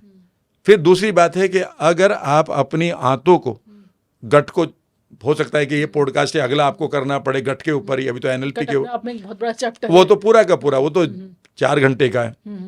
लेकिन तब तक आप एक काम करो, आप अपनी आंतों को रोजाना क्वालिटी रिकवरी ट्रीटमेंट दो, QRT। बॉडी को दिया जाता है क्वालिटी रिकवरी टाइम, यानी कि जब आप शवासन करते हैं। और ऐसे में आप एक चीज को लेना शुरू करें, वो है अडाप्टोजेंस। इसके बारे में नहीं बताया जाता। न्यूट्रिएंट खूब बेचे जा रहे हैं आपको, ठीक है ना, खूब स्किन के प्रोडक्ट बेचे जा रहे हैं। पता है आपको 2 ही चीज खिलाई जा रही है पूरी दुनिया से, या तो जो बॉडी को स्टिमुलेट कर रही है या जो बॉडी को सप्रेस कर रही है। दवाइयां हैं, स्टेरॉइड से वो सप्रेस कर रहे हैं, और न्यूट्रिएंट कि भाई अब हमें ताकत मिलेगी। उनसे ताकत नहीं है, ताकत तो आपके माइटोकॉन्ड्रिया में बनाने का अलग ही सिस्टम है। एनीवे, अडाप्टोजन वो फूड होते हैं जो आपकी बॉडी अगर सप्रेस हो गई है तो वो लेवल पे ले, और बिना मतलब स्टिमुलेट हुई पड़ी है तो वो शांत हो जाए, क्योंकि बॉडी अपनी इंटेलिजेंस से काम करेगी, तुम्हारे से नहीं। तुम ये कहने लगोगे जी मैं लंबाई बढ़ाने के लिए लोहार के जाऊंगा और खिंचवे आ जाऊंगा, नहीं तो बेकार हो जाओगे। तो इनको अडाप्टोजन कहा जाता है। ये 6-7 में लिखवा देता हूँ, आप याद करोगे, लिखने की कोई जरूरत नहीं। हल्दी, उसके बाद हल्दी की ही प्रजाति है उसी शक्ल की, अदरक, उसके बाद हल्दी ना सर, कच्ची हल्दी, कच्ची हल्दी, कच्चा अदरक, उसके बाद काली मिर्च, उसके बाद बैसिल यानी कि तुलसी, उसके बाद सौंफ, उसके बाद छोटी इलायची, उसके बाद दो चीज़ बड़ी इंपॉर्टेंट है, एक है सिनामन जिसको आप दालचीनी कहती हो, और एक है लिकोरिस रूट जिसको आप मुलेठी कहते हो, और इसके साथ एक चीज़ और डाल लो जिसका नाम हम कहते हैं अश्वगंधा, और इसका 2 बार काढ़ा पियो, पूरे परिवार को पिलाओ, और सुबह खाली पेट पीना है सीफो ठीक करने के लिए, क्योंकि सुबह उठकर अगर खाली पेट आपने दूध वाली चाय पी ली तो सीफो जो है वो कहेगी thank you very much ma'am, thank you very much, थोड़ा सा और मैं बढ़ जाती हूँ, अब तुम्हारी ज़िंदगी खराब करूँगी, ठीक है ना। तो सीफो को मारने के लिए ये खाली पेट पीना है, ठीक है ना। तो ये खाली पेट पीना है, और शाम को भी पी लो, इसे क्या खाली कैसे भी पी लो, ये आपको अच्छी नींद देगी, आपकी आंतों को जितने टिश्यूज़ उसके ख़राब हो गए आंतों के, ठीक है ना, ड्राई हो गए, या जितनी सेल सब हार्मोन नहीं निकाल रही, एंजाइम नहीं निकाल रही, उनको ठीक करेगी, और बॉडी में जितना आपका स्ट्रेस रुकने के कारण नुकसान हो चुका उसे फिर रिवर्स कर देगी।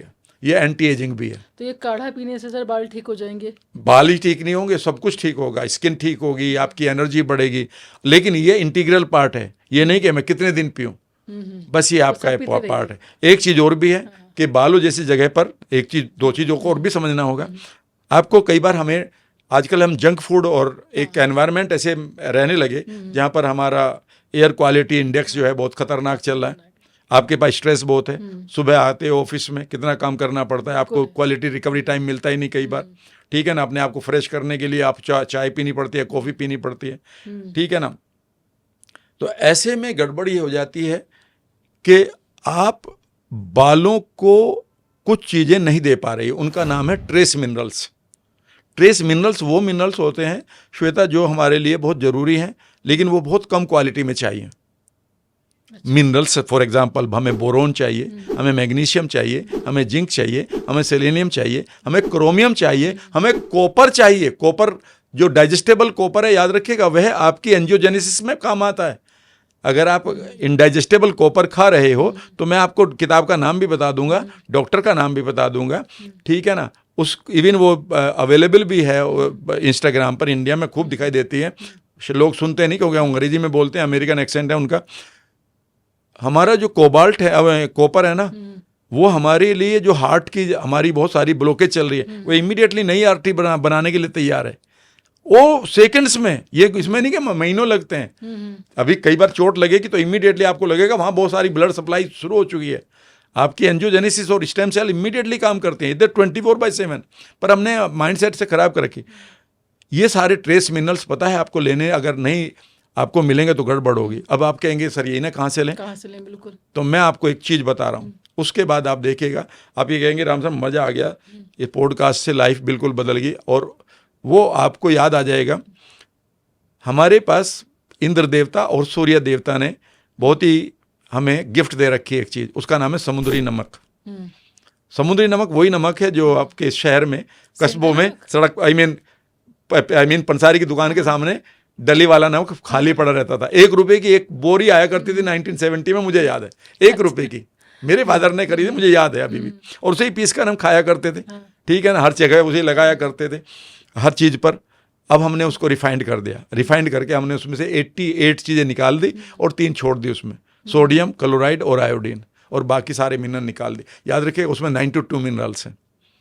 आपके सी सोल्ट के अंदर डाइजेस्टेबल कॉपर है, मुझे किसी और चीज़ में बता दो कि ये डाइजेस्टेबल कॉपर आपको कहीं से मिलेगा, याद रखिएगा। और मैं रेफरेंस दे दूंगा कि ये आपके हार्ट के आर्टरीज को बनाने में काम आता है। अगर आपकी सी सोल्ट, याद रखिएगा, सी सोल्ट को रोजाना, जब मैं ये काढ़ा डेली पीता हूँ, ये हमारा पहला ड्रिंक ये होता है, ठीक है ना। पहला ड्रिंक होता है बड़ा सा कप भर के, 3 कप बनाए, 3 I mean we are 3 people, ठीक है ना।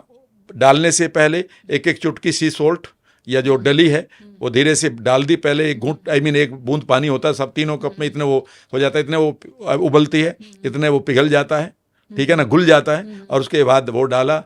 एंड पहला ड्रिंक है हमारा कि अगर हमारे पेट में बैड बैक्टीरिया पड़े हुए हैं, अगर हमारे टिश्यूज़ आई मीन थकान की वजह से बर्न आउट हो चुके हैं, अगर हमारी बॉडी के अंदर अडाप्टोजन की कमी है, ठीक है ना, वहाँ पर मिनरल्स की कमी है, तो दोनों टाइम एक एक चुटकी नमक इसी के साथ हम डाल लेते हैं, and it becomes your super drink.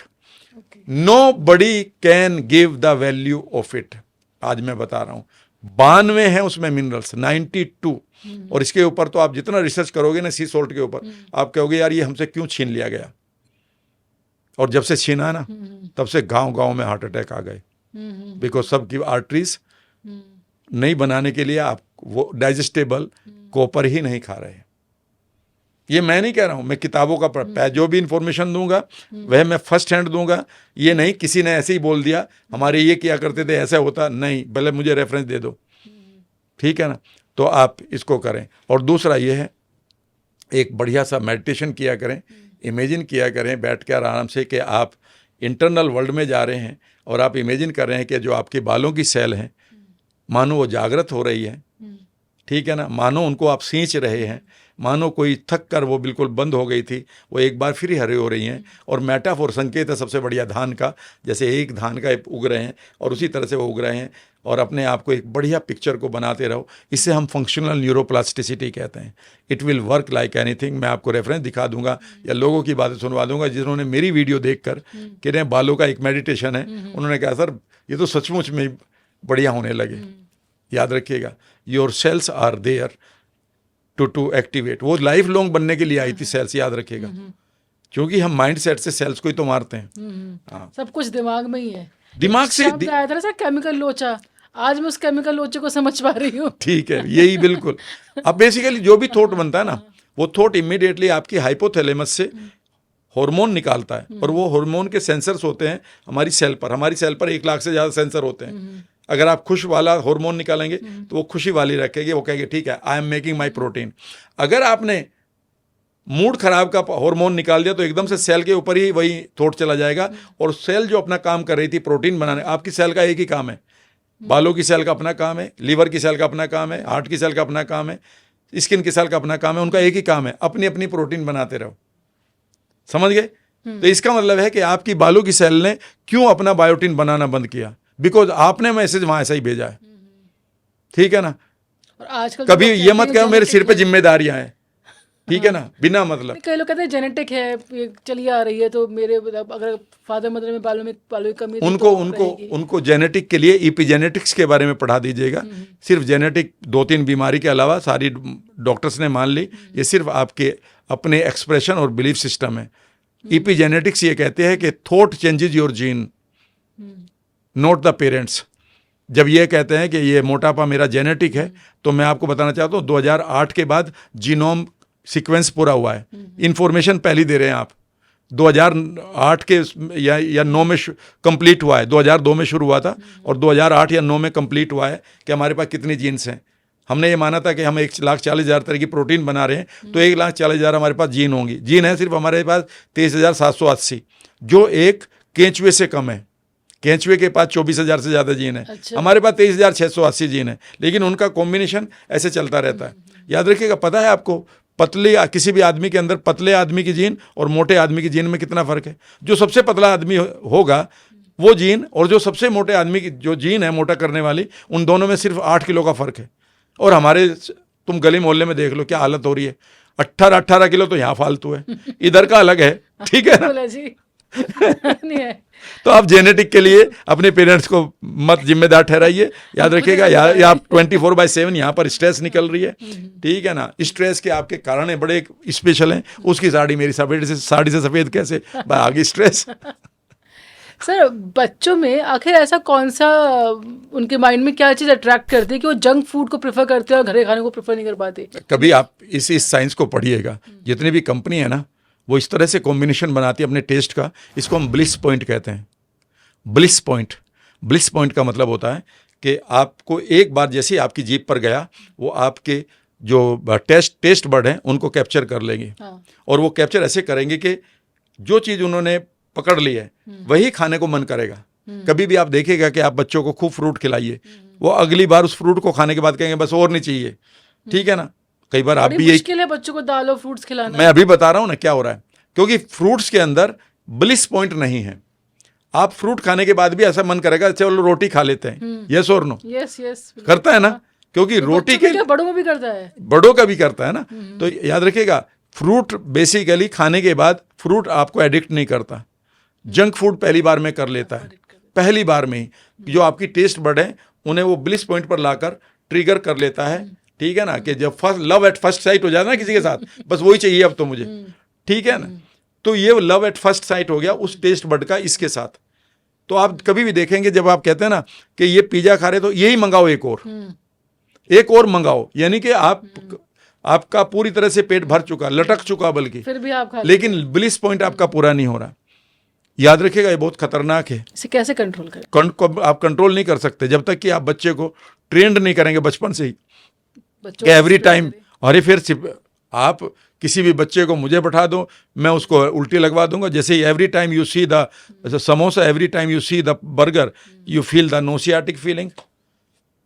ये एनएलपी है। मैं आपके सामने जो पिज्जा आप छोड़ नहीं पा रही हो, आप ये कहोगे राम सर मुझे मेरे सामने पिज्जा का जिक्र ना कर दो ना, बस। तो बहुत अच्छी टेक्निक है। एग्जैक्टली, सारे पेरेंट्स परेशान हैं। एग्जैक्टली, इसे कोलैप्सिंग द एंकर कहते हैं। इसमें ये सिर्फ यही नहीं है, हम उन लड़कियों को बचाने की कोशिश करते हैं जिनको कम उम्र में 9वीं क्लास में प्यार हो गया और वो कहती है मैं उसके बगैर नहीं रह सकती। तो कैसे एंकर करें, और जितना उसको समझाओगे वो उतना रेजिस्ट करेगी या करेगा, बिल्कुल सुनेगा ही नहीं आपकी। तो उसको समझाना ही नहीं है, उस कोलैप्स करना उस एंकर को। फॉर एग्जाम्पल, अगर मैं उससे कहूँ कि यार उस बच्चे से बात करते हुए, माँ से ही कई बार सिखाते हैं, मैंने कहा अपनी बेटी से थोड़ी कहानी बनाओ कि कल मैं जा रही थी एक पार्टी में, और पार्टी में जा रही थी तो वहाँ पर लोगों ने ड्रिंक किया हुआ था, एक आदमी को इतनी वोमिट लगी हुई थी, वोमिट के बहुत सारे कलर बताओ, बदबू, वो बहुत देर तक, और फिर धीरे से कहो उस लड़के का नाम क्या है। अब जैसे ही वो खराब स्टेट में है, आपने एकदम से उसका चेहरा एंकर कर दिया। इसे पैवलोव का सिद्धांत कहते हैं। Every time she will think of him और he meets, she will feel, internal world में वही फीलिंग आ जाएगी। इसे पैवलोव का सिद्धांत कहते हैं, जिसमें वो कुत्तों को पीक पर ले जाकर घंटा बजा देते। ठीक है ना, भूख में पीक पर लेते थे और घंटा बजा देते। तो जैसे ही उन्होंने बाद में घंटा बजाया, उन्हें लात टपकाना पड़ता ही पड़ता था। जैसे कई बार आप देखते हो रेड लाइट आई तो पैर ऑटोमेटिकली आपका ब्रेक पर चला जाता है। ठीक है ना, तो इसे हम एंकरिंग कहते हैं। ये एनएलपी की टेक्निक है। तो आप किसी भी कोलैप्स कर सकते हो। याद रखिएगा, तो आपके ऊपर है। Every time you see TV you feel bad, बस आप फिर मजा कहाँ आ रहा है। ऐसा कई बार ऐसा होता नहीं, जिस आदमी के लिए हम बहुत प्यार करते हैं उसकी शक्ल देखने को मन नहीं करता। फिर बहुत लोगों ने टीवी देखना छोड़ दिया, क्योंकि कहीं ना कहीं लोगों के मुंह से सुन लिया कि टीवी पे कुछ नहीं है, कुछ नहीं है, कुछ नहीं है। बोरियत आ गई उसके साथ, वो ट्रिगर हो गया बोरियत का। कहते यहाँ कुछ नहीं मिलने का, टाइम पास बर्बाद हो रहा है। क्योंकि गिल्ट आती है ना टीवी देखने के बाद। तो भाई आपने 10 मिनट देखा तो एंजॉय कर रहे हो, अब 2.5 घंटे हो गए, 3 घंटे हो गए, उसके बाद ऐसा लगता है मैं क्या कर रहा हूँ यार। तो वो जो अपराध बोध आ रहा है लोगों को, अब वो सो कहता है कि नहीं देखना है। अगर हम 5 को ऐसी हैबिट छोड़ दें और उसके बाद हम हेल्दी हो सके प्रॉपर। नंबर 1, आप सिर्फ और सिर्फ ओवर ईटिंग करना छोड़ दीजिएगा। कितनी ईटिंग करनी चाहिए, मतलब कितना आपका खाना होना चाहिए? याद रखिएगा, जितना आप खाते हैं सिर्फ उसका 75% खाना शुरू करिएगा, लेकिन समय उतना ही लीजिएगा चबाने में। ओके। अगर आपने ये आदत डाल ली, you will live at least 20% young longer. अगर आप 100 साल जी रहे तो 120 साल जिएंगे। ओवर ईटिंग नहीं करनी चाहिए। ओवर ईटिंग नहीं, बल्कि अंडर ईटिंग करनी है। यानी कि आपको भूख का 1/4 छोड़ना ही छोड़ना है। ये आपके पेट के लिए भी जरूरी है, नहीं तो वो कितना फैलेगा उसको एडजस्ट करने के लिए, क्योंकि उसे वहाँ घुमाना पड़ता है। वो भी अपना उसमें केमिकल मिलाता है और फिर उसकी ग्राइंडिंग करता है। ठीक है ना, तो आप पहली आदत ये है, आप हेल्दी रहेंगे। दूसरा है कि आप शुगर छोड़ दें इमीडिएटली, क्योंकि शुगर आपकी सीफो को और सीबो को, बैड बैक्टीरिया को और फंगस को बढ़ाती है। अगर जब शुगर तो बचपन से चली आ रही है सर, दूध में चीनी मिला के माँ खुद अपने बच्चों को दे रही हैं, तो शुगर इतनी हार्मफुल कैसे हो गई? क्योंकि आज के लिए बहुत ज़्यादा सुन रही हूँ कि शुगर को छोड़ दो, मैदा बिल्कुल छोड़ दीजिए, लेकिन पहले तो लोग बहुत खा रहे हैं। पहले लोगों के, आप अगर वहीं पर आ गए तो फिर बात चैप्टर खुल जाएगा। आपके फादर और दादाजी के पेट में 10,000 तरह के बैक्टीरिया थे और उनकी पॉपुलेशन 100 ट्रिलियन थी, जो बड़ी आंत में होते हैं। उनका वेट 2 किलो के बराबर होता है। आपके पेट में सिर्फ और सिर्फ 1600 रह गए हैं। आपके बच्चों के अगले जनरेशन के पेट में ये 800 से कम मिलेंगे, और उनके बच्चों के टाइम पर ये 300 से कम होंगे, जिनमें वो सर्वाइव करना मुश्किल हो जाएगा। ये मैं नहीं कह रहा हूँ, कभी आप माइंड गट या सुपर गट पढ़कर देखिएगा किताबें कि गट बैक्टीरिया, तो वो गट बैक्टीरिया थे। दूसरी बात बताता हूँ, 1970s तक ना तो आपके पास वो गेहूँ था जो आज आप खा रहे हो, आप अपने गांव में पूछिएगा दादाजी से कि आपके गांव गेहूं की लंबाई कितनी होती थी, वो कहते थे उसमें छुप जाते थे, 5 फीट प्लस होती थी। यानी कि 1970 में मैंने अपने गांव में अपने गेहूं को देखा है जिसमें मैं छुप जाता था। उस समय मेरी उम्र 10-12 साल रही होगी। उसके बाद हमारा गेहूं आ गया सिर्फ 36 सेंटीमीटर। और इसकी खास बात है कि जेनेटिकली मॉडिफाइड है, 1500 से ज़्यादा बार इसके जीन को बदला गया है। इसके ऊपर अलग से बात कर लेंगे कभी। अगर इसके बारे में ज़्यादा जानना है तो आप व्हीट वैली किताब पढ़ लीजिएगा, उसके बाद आप व्हीट नहीं खा पाएंगे। ये मैं तो मैंने भी छोड़ा हुआ है कि मेरे डाइटिशियन ने कहा कि ग्लूटेन है तो ग्लूटेन छोड़ दो उसमें। हाँ। तो वो मैंने छोड़ा हुआ है, बट टेक्निकली जो रीजंस आप बता रहे हैं अब मैं बताता हूँ। शुगर जो सबसे इम्पोर्टेंट है, जब वो शुगर खाते थे, मैं आपको ये भी बताना चाहता हूँ कि 1970s तक आपके पास शुगर नहीं थी। अगर थी तो थोड़ी बहुत, शक्कर के बाद सफ़ेद खांड आई थी, ठीक है ना, जो गाँव में थी।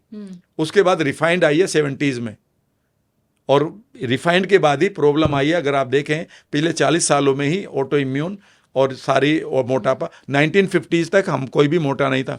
आज मैं आपको एक फैक्ट बता रहा हूँ, 1950 तक हमारी बॉडी का स्ट्रक्चर वही था जो हमारे उन एंसेस्टर्स का था जो हंटर गैदरर थे। वही स्ट्रक्चर था 1950 तक का। 1960 में मोटापा दिखाई देना शुरू कर दिया। 1970 में ये दिखाई चारों तरफ देने लगा। धीरे धीरे गांव में आपको 5-6 लोग मोटे मिलने लगे, ठीक है ना। 1980 में ये पेंडेमिक की तरह आ चुका है। आज भी मैं एक बार बताता हूँ आपको, मोटापे की जो बीमारी क्या है इसके बारे में सब लोग ठीक कर रहे हैं इसको। लेकिन मैं एक बार पूछता हूँ आपसे, टेक्निकल हो आप तो इतनी तो, कि जिस बीमारी का 1950 तक आपको पता नहीं था, आज आपने कौन सी दवाई कब निकाली है कि वो ठीक हो रहा है? सब अपने अपने तुक्के मार रहे हैं। कोई कहता है कैलोरी की बीमारी है, कोई कहता है जीन की, कोई कहता है मेटाबॉलिज्म की, कोई कहता है हॉर्मोन्स की। और 1984 में ये भी प्रूव हो चुका है ये बैक्टीरियल डिजीज है। कभी आप पे यकीन कर सकते हो? यानी कि हमने इस बीमारी को इसलिए बढ़ने दिया है कि हमने कोई भी ऑथेंटिक रिपोर्ट ही नहीं पड़ी कि जब 1950 में अगर कोई बीमारी थी नहीं। अब खुद सोचोगे 1950 में अगर कंप्यूटर नहीं आया तो 1950 के बाद ही तो आपने कंप्यूटर एजुकेशन ली ना। बिल्कुल बिल्कुल। तो वो सारी रिकॉर्ड है ना आपके पास। जब आपके पास बीमारी 1980 में आ रही है तो अब आप ठीक कैसे कर रहे हो? सब अपने अपने रूल्स आ रहे हैं।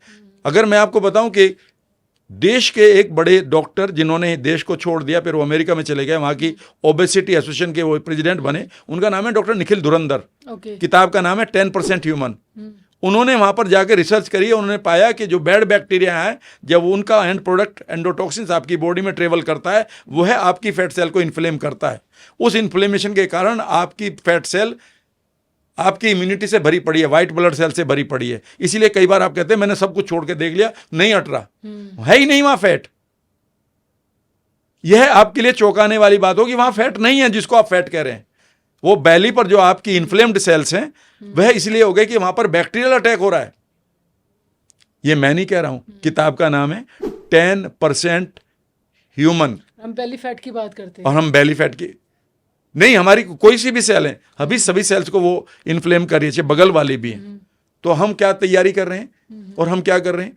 तो मैं ये कह रहा हूं, शुगर की बात यह है, शुगर का सबसे बड़ा नुकसान जो है वो मैं बता देता हूं। जब भी आपको शुगर की क्रेविंग हो रही है तो समझ लीजिएगा कि आपके बैड बैक्टीरिया की ग्रोथ बढ़ चुकी है। ये उनकी डिमांड है, तुम्हारी नहीं। कई बार आपने खाना खाने के बाद भी शुगर की डिमांड को देखा है। खाना खाने के बाद पता है, खाना खाने के बाद मीठा खाने का चलन है हमारे देश में। अब ये बताओ, चलन नहीं है, वो चलन तो बना रखा आपने, ऐसा कोई चलन नहीं था। लेकिन लोगों को 1960 मीठा खा लीजिए। श्वेता, 1960 में मैं पैदा हुआ हूं मेरे घर में, और मैंने गांव के उस माहौल को देखा। आप खाने की बात कर रहे हो इतनी कि वहां पर ये कमोडिटी थी, खाना ही अवेलेबल नहीं था उतना। अगर आप एक जनरल उसमें देखें, मैं वेस्टर्न यूपी के शुगर केन बेल्ट से आया हूं। बिल्कुल, बिल्कुल। मैंने मेरे घर में वो नौकर जो आज भी जिंदा है ना, 101 साल का हो गया होगा, उसको मैं कई बार गांव वालों से पूछता हूं क्या इसको कभी दूध मिला? वो तो कभी नहीं। क्या इनको सचमुच में कभी खाना मिला पूरा? नहीं।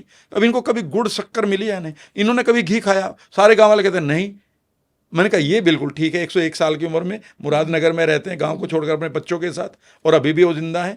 और एक तुम हो, तुम ये कह रहे हो कि तुम्हारे पास सब कुछ है, लेकिन उसमें डायबिटीज भी, अब गांव में भी डायबिटीज आ चुकी है। बीपी शुगर तो घर घर में आ चुका है sir.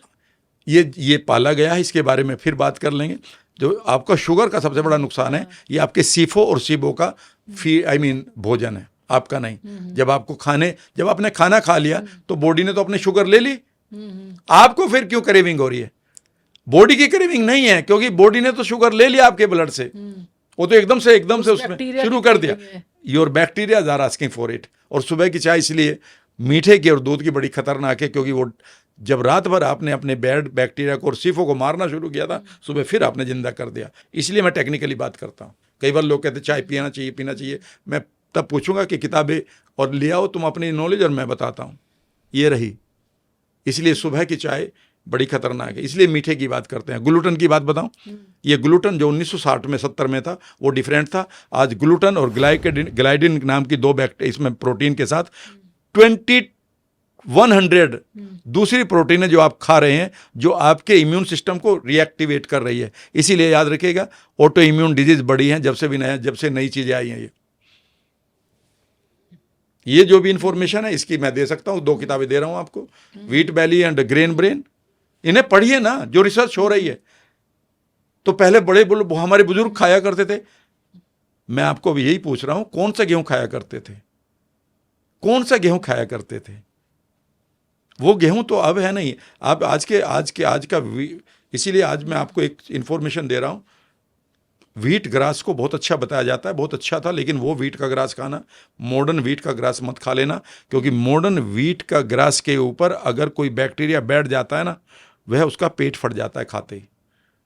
It is one of the major danger, जिसको आपको समझना होगा। ग्लूटेन छोड़ दो, आपके गुड बैक्टीरिया उस खाने के लिए नहीं बने हैं, they are finding themselves paralysed. और आपका जो माइंड है, आपका जो ब्रेन है, उसे डीजनरेट करने में ग्लूटेन के साथ जो 2000 प्रोटीन दी जा रही है, और वो बीटी टॉक्सिन जो दिया जा रहा है, वो कहीं से भी दिया जा रहा हो। गेहूं को मत ब्लेम करो, आदमी को करो। याद रखिएगा, वह आपके ब्रेन को डीजनरेट कर रहा है। इसीलिए जितनी भी बीमारी आई है, आपको पता है अल्जाइमर 2005 से पहले था ही नहीं नाम। तो 2005 में क्या हो गया? कब से हर एक चीज में गेहूं को इसलिए मिलाया जाता है बिकॉज इट्स बाइंडिंग। ग्लूटेन जो है स्टिकी प्रोटीन है, वो बाइंड कर देता है। कई बार मैं आपसे कहूंगा कि चलो आज चने की रोटी बनाओ, पता आप क्या कहेंगे? थोड़ा सा इसमें गेहूं मिला लेते हैं, नहीं तो रोटी नहीं बनेगी। बिल्कुल एग्री करती हूँ सर। आप बहुत ज़्यादा दूध पीने के फेवर में भी नहीं बोलते हैं, जबकि बच्चों को दूध दिया जाता है। दूध को एक हेल्दी प्रोडक्ट माना जाता है, हड्डियों की मजबूती के लिए बहुत ज़रूरी होता है, ऐसा कहा जाता है। बचपन से हम ये सब सुनते आ रहे हैं और बचपन से लोग दूध पीते आ रहे हैं, लेकिन आप इसके बिल्कुल उलट बात करते हैं। क्या रीज़न है? देखिए, अगर मैं आपसे कहूँ कि मैं 17 साल तक अपने गाँव में रहा हूँ, और 17 साल तक मैंने जितना दूध पिया है, ठीक है ना, यद्यपि मुझे माइग्रेन फिर भी नहीं गया था। मेरे उस समय तक तो मेरा पेट भी बहुत ख़राब रहने लगा था, खूब ख़राब हो गया था। मैंने जगह जगह दवाइयाँ खानी शुरू कर दी थी। मेरी MSc इसलिए छूटी है उस समय। और मेरे घर का दूध, मैं ये बात बताता हूँ, गर्व से कहता हूँ कि मेरे घर का दूध जो है यूनिक बनता था। कोई मेहमान आता था ना पड़ोस में भी, तो हमारे घर का दूध अम्मा जी के हाथ का जरूर पीते थे। वो तोड़कर बनाते थे ना, ऐसे उछाल कर, और उसमें पीपल डालना, अदरक डालना, पता नहीं क्या क्या। वो एक, यद्यपि हम कहते थे वो ये अनपढ़ लोग हैं, पर मुझे लगता है कि वो मैंने भी पिया हुआ है। आज मैं उसके बाद मुझे ऑटो इम्यून डिजीज हो गई थी, रूमेटॉइड अर्थराइटिस, बाल भी गिरने लगे थे। मैंने NLP से उनको काफ़ी रिकवर भी कर लिया था, ठीक भी हो गया था। लेकिन मैं अभी अपनी और तलाश में था, तभी मुझे एक किताब मिली, और उसने मुझे बताया कि दूध से हमारी हड्डियां कमज़ोर होती हैं, और ये हमारे शरीर के कैल्शियम को बर्बाद करने के लिए दूध काफ़ी है। पूछ लेना, मैं पूरा बताऊंगा। मैंने इसकी टेक्निक को पढ़ा, क्या होता है। फिर मुझे बताया गया कि हमें कैल्शियम जरूर चाहिए हड्डियों के लिए, जो बिल्कुल बहुत बड़ा एक अधूरा सच था और बड़ा झूठ था। वहाँ पर हमें बोरोन चाहिए, शायद आप नाम पहली बार सुन रही होंगी। तीसरा, फिर मुझे बताया गया कि इसके अंदर कैसीन होती है, और फिर मुझे उस किताब ने बताया कि इसकी कैसीन जो है 83% नॉन डाइजेस्टेबल है, जो आपके ब्लड में घूमती रहती है और आपके immune system white blood cells को सिर्फ कन्फ्यूजन करती है, और वो एलर्जी करती है। अब ध्यान से सुनिएगा, कुछ चीज़ें मैं आपके साथ शेयर करूंगा, और उसमें ये सवाल जरूर पूछेगा कि कैल्शियम के लिए दूध को बेचा जा रहा है, और दूसरी तरफ आप कह रहे हैं कैल्शियम से हड्डियां टूट रही हैं। ठीक है ना। याद रखिएगा, गांव के लोगों को, जिनको जो सबसे ज़्यादा दूध मिलता है, उनके सबसे ज़्यादा दांत खोखले मिलेंगे आपको। क्या दूध पीने से दांत खोखले होते हैं? मैं बताता हूँ, मैं अभी सारा बता दूंगा, साइंस बताऊंगा और आपको साइंस के पूरे तरीका बताऊंगा, ठीक है ना। ठीक है। मैंने कुछ चीज़ें पढ़ी, उस किताब में लिखा था कि अगर आपको कोई भी एलर्जी या ऑटो इम्यून है, स्पेशली आपको जुकाम, ठंडक और साइनस रहता है, छींकें बहुत आती हैं, सीजन बदलते ही आपकी बॉडी रिएक्ट करते हैं, या फिर आपको ऑटो इम्यून है, मुझे थी दोनों, तो आप इमीडिएटली दूध छोड़ दें। फिर उन्होंने पहला रीज़न बताया कि दूध में बेसिकली ऐसे कुछ ग्रोथ हार्मोन है जो उसके भैंस के बच्चे को 2 साल में वयस्क बना देते हैं, तुम्हें 21 साल लगते हैं। वह अपने बच्चे को 2 साल में माँ बनाने लायक बना देती है। हमारी बच्चियाँ 21 साल में माँ बनती हैं, ठीक है ना। उनकी उम्र 8 साल होती है या 12 साल मैक्सिमम होती है, तुम्हारी 80 साल होती है। उनका वेट जन्म पर 42 से 50 पाउंड 60 पाउंड होता है, तुम्हारा सिर्फ 6 से 8 पाउंड होता है। क्लियर है। उसके जो ग्रोथ हार्मोन है वो तुम्हारे ग्रोथ हार्मोन नहीं है। कैल्शियम छोड़ दो, हार्मोन्स डायरेक्टली आपकी सेल पर काम करते हैं। नई रिपोर्ट आई है कि याद रखिएगा, यह आपको कितना सेहतमंद बनाता है। ये दूध आपको हॉरिजॉन्टली फैला सकता है, इसकी लंबाई की कोई कोई गारंटी नहीं है कि आपको लंबे ही होंगे। लंबे आपका जेनेटिक एक्सप्रेशन या आपके पेरेंट्स की जीन का भी फर्क है, सारा ही वहीं। अब बात करते हैं कैल्शियम की। जब भी आप दूध पीते हैं तो दूध के अंदर दूध की जो सारे के सारे कंपोनेंट है, कुछ एक चीज़ बताऊंगा, वो इमीडिएटली आपके पेट में जाते ही एसिडिक माहौल पैदा करते हैं, एसिडिक। और जैसे ही उस एसिडिक माहौल को पैदा करते हैं तो हमारी बॉडी को जिंदा रहने के लिए 7.4 pH वैल्यू चाहिए। अगर वो कम रह जाती है और 4-5 तक आ जाए तो हम जिंदा नहीं रह सकते, समझ लीजिएगा। तो हमारा एसिडिक मीडियम इमीडिएटली वो हमें एल्कलाइन करती है। अब हमारे पास बॉडी के पास उसे एल्कलाइन करने के लिए उसे चाहिए कैल्शियम, और हमारे पास दो जगह पड़ी है। एक हमारे ब्लड में है, सेल्यूलर लेवल पर है, जिसे हम बायोकार्बोनेट कहते हैं, और एक हमारी हड्डियों में और दांतों में है। हड्डियों और दांतों से निकालने का मतलब है बहुत टाइम लगेगा, तो वो इमीडिएटली हमारे ब्लड की और हमारे सेल्यूलर लेवल पर जो कैल्शियम पड़ी है वो उसका यूज़ कर लेती है। और अब हमारी बॉडी में बायोकार्बोनेट की कमी है, वो कहाँ से लेगी? वो अब आपकी हड्डियों से और दांतों से लेती है। अगला सेंटेंस सुनिएगा, आपको अधूरा सच नहीं बता रहा है मेडिकल साइंस, ये मेरा दुख है। इस पर यद्यपि मुझे तो गालियां पड़ी हैं, और एक आदमी ने तो बड़ी थ्रेट भी दी थी, और गाली देते हुए उन्हें सुन नहीं सकते। मैंने उनसे ये नहीं कहा था कि आप दूध ना पिए, मैंने ये कहा था, एक उसमें हर जगह ये कहता हूँ कि अगर आपको कोई भी एलर्जी है, अगर किसी को माइग्रेन है, किसी को कैंसर है, या किसी को ऑटो इम्यून डिजीज़ है, तो एक बार दूध छोड़कर देख लो। मैंने सिर्फ छोड़ा था भाई, मैंने 1999 में छोड़ा था। मुझे तो जितना बुढ़ापा तभी आया था 31 साल की उम्र में, श्वेता, वही मेरे चेहरे पर अब है। कई बार लोग कहते हैं सर आपकी एक ही बची हुई है अभी, तो बस ये सारी ठीक हो गई, ठीक है ना। ये मेरी 31 साल की उम्र में आ चुकी थी जब मैं बीमार था, मैं मजाक नहीं कर रहा हूँ। इसीलिए मैं अब वहाँ से निकल कर आया हूँ। अब समझने की कोशिश करिएगा, जब आप कैल्शियम के लिए चिंतित हैं, आपकी बोन डेंसिटी को कैल्शियम के साथ साथ बोरोन भी चाहिए। आपको कभी नहीं बताया गया, बोरोन आपको सी सोल्ट से मिलता है, चुटकी भर नमक से, जो आपकी बोन की डेंसिटी को बढ़िया बनाता है, पर आपको नहीं बताया गया। आगे सुनिएगा, जो अभी रिपोर्ट बताता हूँ आपको। आपकी कैल्शियम चाहे आप किसी भी तरीके से ले लें, उस कैल्शियम को आपकी हड्डियों तक पहुँचाने के लिए आपको एक विटामिन की जरूरत पड़ती है, उसका नाम है K2, और उस विटामिन को बनाते हैं आपके गट के बैक्टीरिया। इसका मतलब ये नहीं कि जो भी आप खा रही है उस जगह लग जाएगा। आपके हार्मोन, थायराइड हार्मोन बिल्कुल ठीक है, फिर भी बहुत सारी लेडीज मिलेंगी उनका वेट अनएक्सप्लेन्ड वे में बढ़ रहा है, और वो कहते हैं थायराइड बिल्कुल ठीक है। मैं बताता हूँ रीजन। कभी रीसेट फैक्टर पढ़िए डॉक्टर मिंडी पल्स की।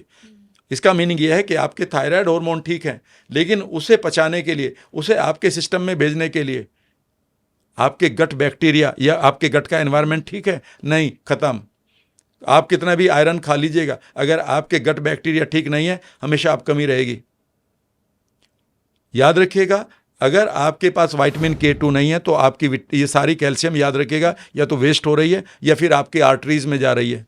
ये K2 किससे मिलता है सर? K2 सिर्फ आपके गुड बैक्टीरिया बनाते हैं, जिसके ऊपर हम बात कर सकते हैं किसी पॉडकास्ट में कि गुड बैक्टीरिया क्या है और बैड बैक्टीरिया क्या है, सारा काम वहीं पर ही है। आगे सुनिएगा, अगर आप एक किताब पढ़ें, उसमें रिसर्च दी गई है, डॉक्टर का नाम दिया गया है, किताब का नाम है अनलिमिटेड पावर, चैप्टर का नाम है एनर्जी, सब चैप्टर है मिल्क। वहां पर पाया गया कि 23,000 लोगों को, 23 या 24,000 लोगों को 5 से 8 गिलास रोजाना दूध पिलाया गया प्योर। और 3 साल के बाद उस डॉक्टर ने उनसे रिसर्च मांगी, रिसर्च किया गया, उसका रिजल्ट देखा गया तो 2 चीज़ कॉमन पाई गई सभी में। एक, उनके पास कैल्शियम की कमी थी, और दूसरा, वो सब एलर्जीज लिए घूम रहे थे।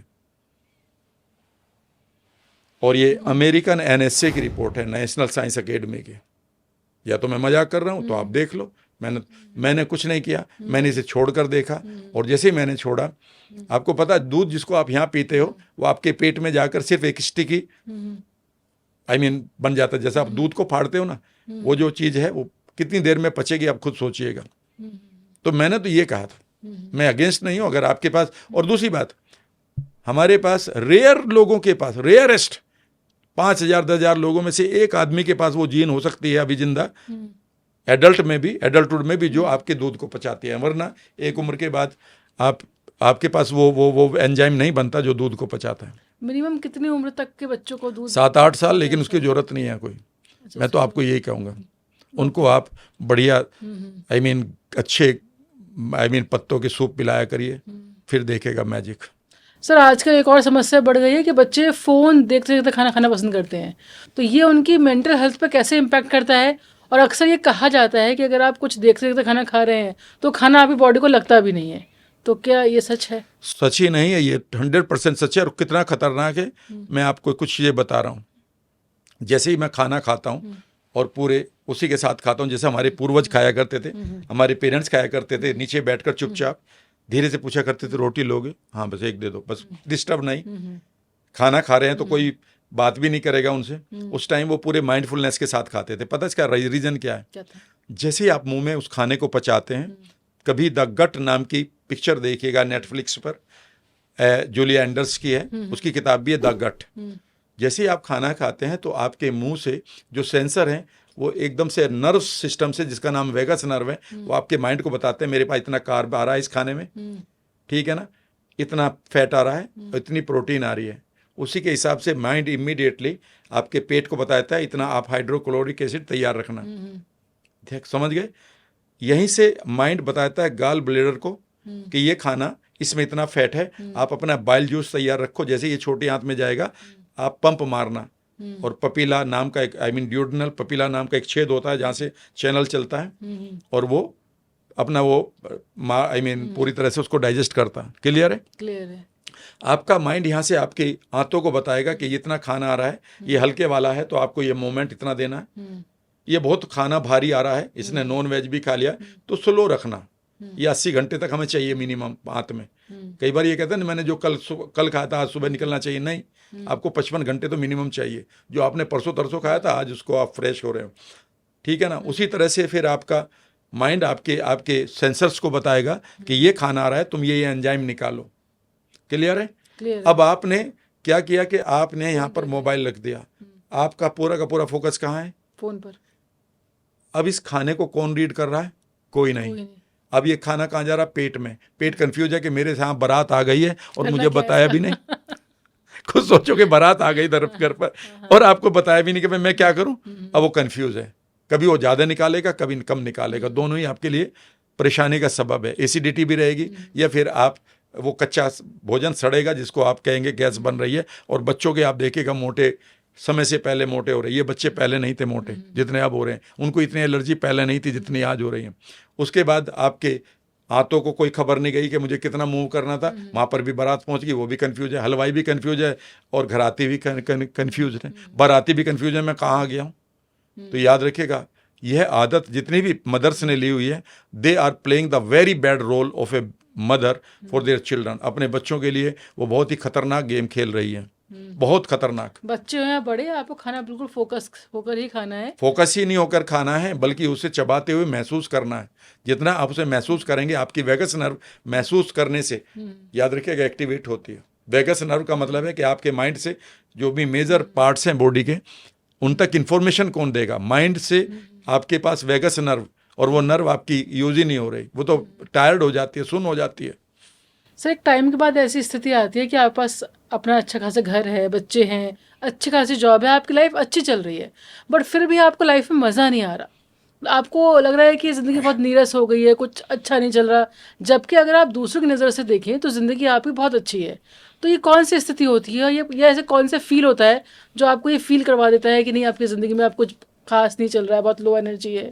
सिंपल है, बहुत सिंपल है। इसमें इतने में बड़े बहुत फिलोसफिकल नहीं जाना, और नहीं गाने गाने मेरा जीवन कोरा कागज कोई रह गया, ना हम तुम्हें जाने ना हम तुम, कुछ भी ना गाओ भैया। साफ सी बात है, खुशी का हार्मोन होता है श्वेता आपके बॉडी के अंदर, सीरोटोनिन, और उस सीरोटोनिन को 95% बनाते हैं आपके गट के बैक्टीरिया, और गट के बैक्टीरिया आज की तारीख में मरते जा रहे हैं। जब तक आपको इनका पता चलेगा ना, वो 10 साल बाद, जो मैं आज चिल्ला चिल्ला कर बता रहा हूँ, मैं पिछले 2 सालों से मेरा दिन नहीं जाता आज भी, ठीक है ना, मैं कसम ही खा सकता हूँ, आज भी जब मैं आपके सामने बैठा हूँ, मैंने राइस की कांजी, उसमें स्प्राउट डाले, उसमें टमाटर प्याज डाला, प्याज तो थोड़ा कम ही लेते हैं सुबह सुबह, ठीक है ना, मेरा तो उसका फेवरेट है वो, तो उसमें मैंने पम्पकिन सीड डाले और उसे खा कर आया हूँ।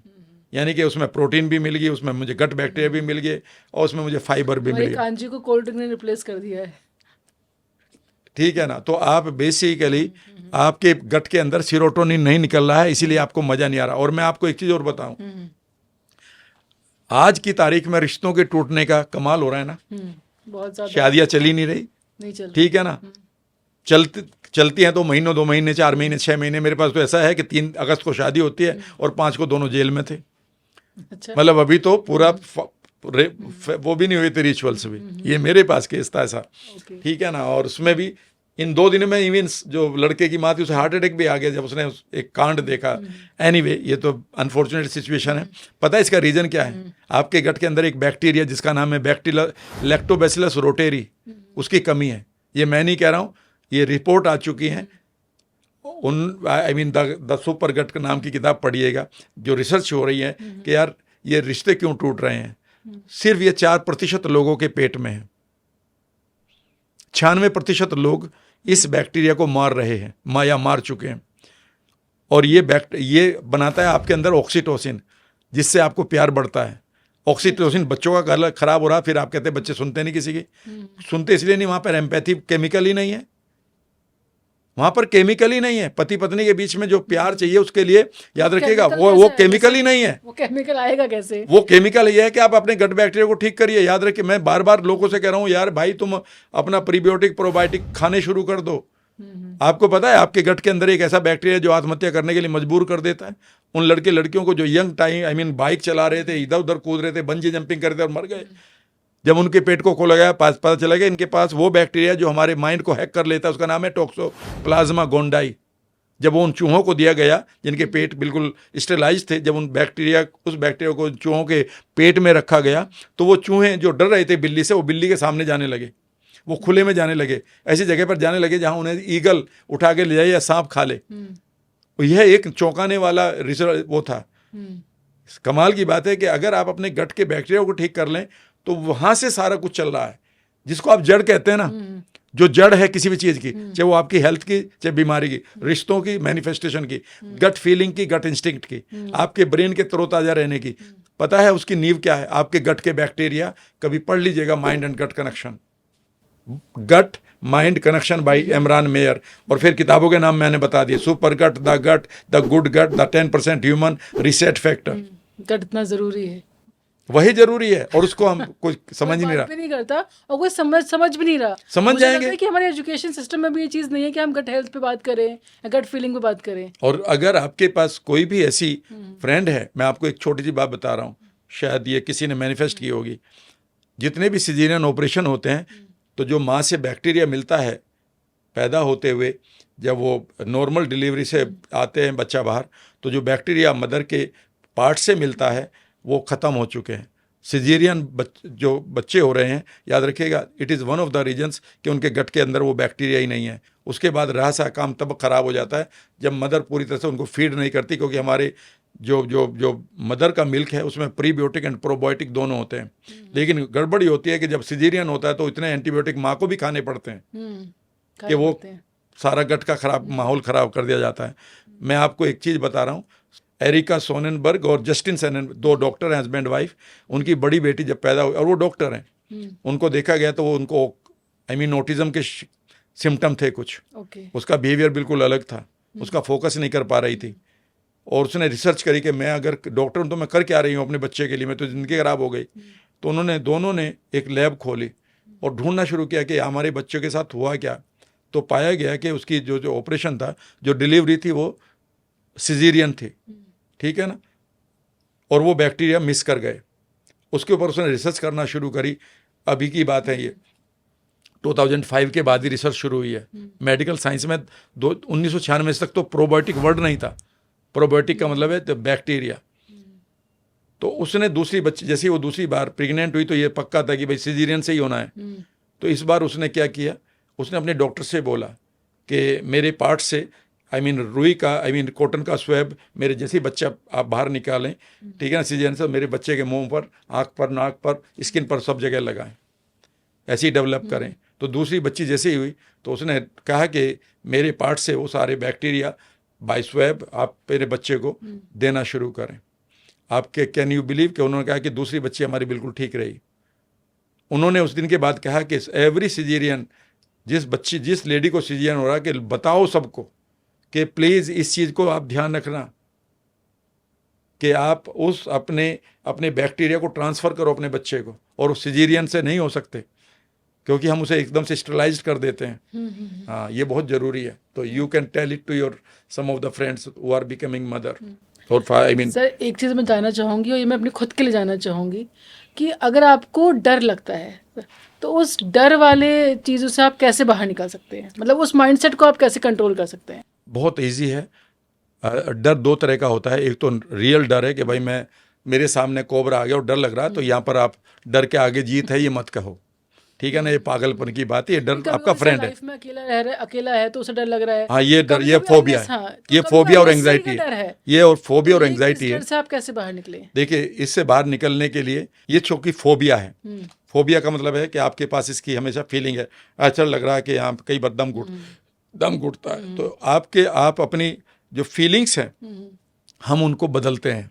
ये NLP की एक लंबी टेक्निक है, लेकिन मैं आपको जरूर बता कर जाऊँगा, ठीक है ना। करने का तो मौका नहीं मिलेगा आज, लेकिन बता के, जो भी आपके पास कोई भी फीलिंग है, ठीक है, मैं आज आपको एक चीज़ बता रहा हूँ। जब भी किसी को डर लगे, चाहे वो ऊंचाई का डर है, चाहे पानी का डर है, भीड़ का डर है, अकेलेपन का डर है, इंजेक्शन का डर है, बीमारियों का डर बहुत बार आ गया, मुझे ना हो जाए, कईयों को भूतों का डर भी होता है। भूतों का डर है, ठीक है ना, ये तो बड़ा कॉमन है। तो ऐसे में जब भी आपको डर लगता है, उस समय आपको इनर पेसिंग करनी है कि मुझे होता क्या है।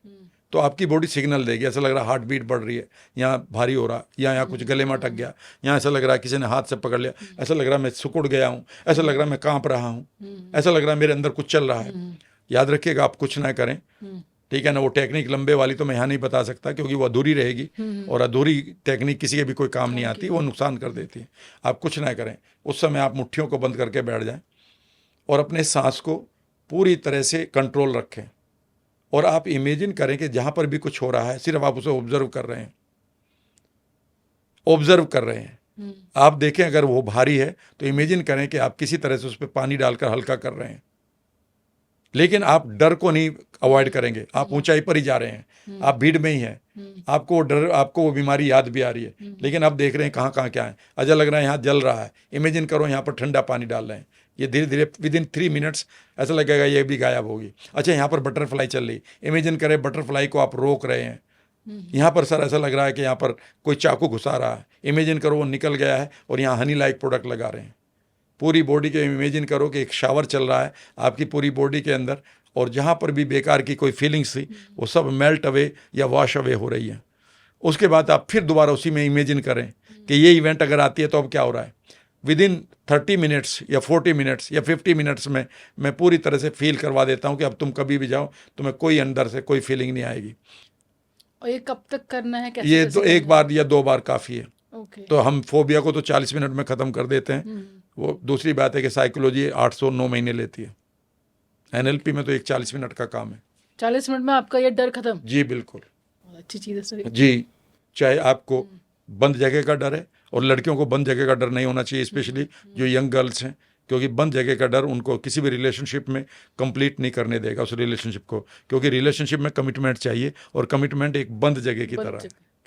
ठीक है ना? ठीक है। तो किसी को इवन पानी का डर नहीं होना चाहिए। ऊंचाई का डर अगर आपके पास है तो आप बड़ी मेहनत करेंगी, लेकिन पीक पर जाकर कुछ गड़बड़ करेंगी, फिर जीरो हो जाएंगी, क्योंकि आप ऊंचाई पर डर रही हैं। तो याद रखिएगा, जिनको ऊंचाई का डर होता है वो सफलता की चोटी पर नहीं जाना चाहते, मेहनत करते रहते हैं कॉन्शियसली, पर सबकॉन्शियस उल्टा गेम खेलेगा। सर आजकल के यूथ में ओवर थिंकिंग की बड़ी समस्या है, बहुत ओवर थिंक करते हैं, मतलब कहते हैं ना जितना करते नहीं उतना सोचते हैं, तो ये बीमारी है? ये बिल्कुल बीमारी है। इसके 2 कारण हैं। नंबर 1, आपको शांत करने वाला जो केमिकल है, जिसको हम न्यूरोट्रांसमीटर्स कहते हैं, उनकी प्रोडक्शन हमारे बच्चे यूथ के पेट में बहुत कम बन रही है। वो अभी इसके प्रति लापरवाह हैं, लेकिन बहुत ही जल्दी रिजल्ट आ जाते हैं सामने जब 35-40 के होते हैं, और फिर सिचुएशन आउट ऑफ कंट्रोल जाने लगती है। अभी तो वो कहते हैं इट्स माई लाइफ। पहली तो बात यह है कि इमीडिएटली उन्हें अपने गट में बैक्टीरिया को और गट एनवायरनमेंट को समझना होगा। आपका गट क्या होता है, पाचन तंत्र क्या है, और वो कैसे आपके माइंड को हैक कर रहा है। ये ओवर थिंकिंग नहीं है, मैं आपको एक चेतावनी दे रहा हूँ। हमारा ब्रेन बेसिकली खराब होने से पहले कोई सिम्टम दे नहीं देता सिवाय ओवर थिंकिंग और मूड खराब के। इवन कई बार आपको हेडेक भी नहीं होगा, लेकिन अगर आपका मूड स्विंग हो रहा है या फिर आपके चेन चल रही है विचारों की, तो समझ लीजिए आपका ब्रेन डीजनरेट होना शुरू हो चुका है। बिना वजह के ही मूड खराब हो हाँ, मूड स्विंग, तो समझ लीजिएगा कि आपका गट जो है खराब हो चुका है, और जितने उसे न्यूरोट्रांसमीटर, जितने केमिकल ब्रेन को चाहिए, वो सिर्फ आपका पेट बनाता, कोई और नहीं बनाता। पेट में भी बड़ी आंत बनाती है, जहाँ पर कोलोन होते हैं, और जहाँ पर हमारी बड़ी आंत, जहाँ पर हमारे बैक्टीरिया होते हैं। याद रखिएगा, वो बैक्टीरिया बर्बाद कर दिए हैं, क्योंकि आप जंक फूड डेली खा रहे हैं। आपको ये नहीं पता कोला कितना पीना, या पीना भी नहीं पीना, आपको हुक्का पीना नहीं पीना, बार में जाके आपको सिगरेट पीनी नहीं पीनी, आपको ड्रिंक करना है तो कैसे करना है, ठीक है ना? आप जंक खा रहे, क्या खाने का है, आप पैकेट का सामान खा रहे, खाना नहीं खाना।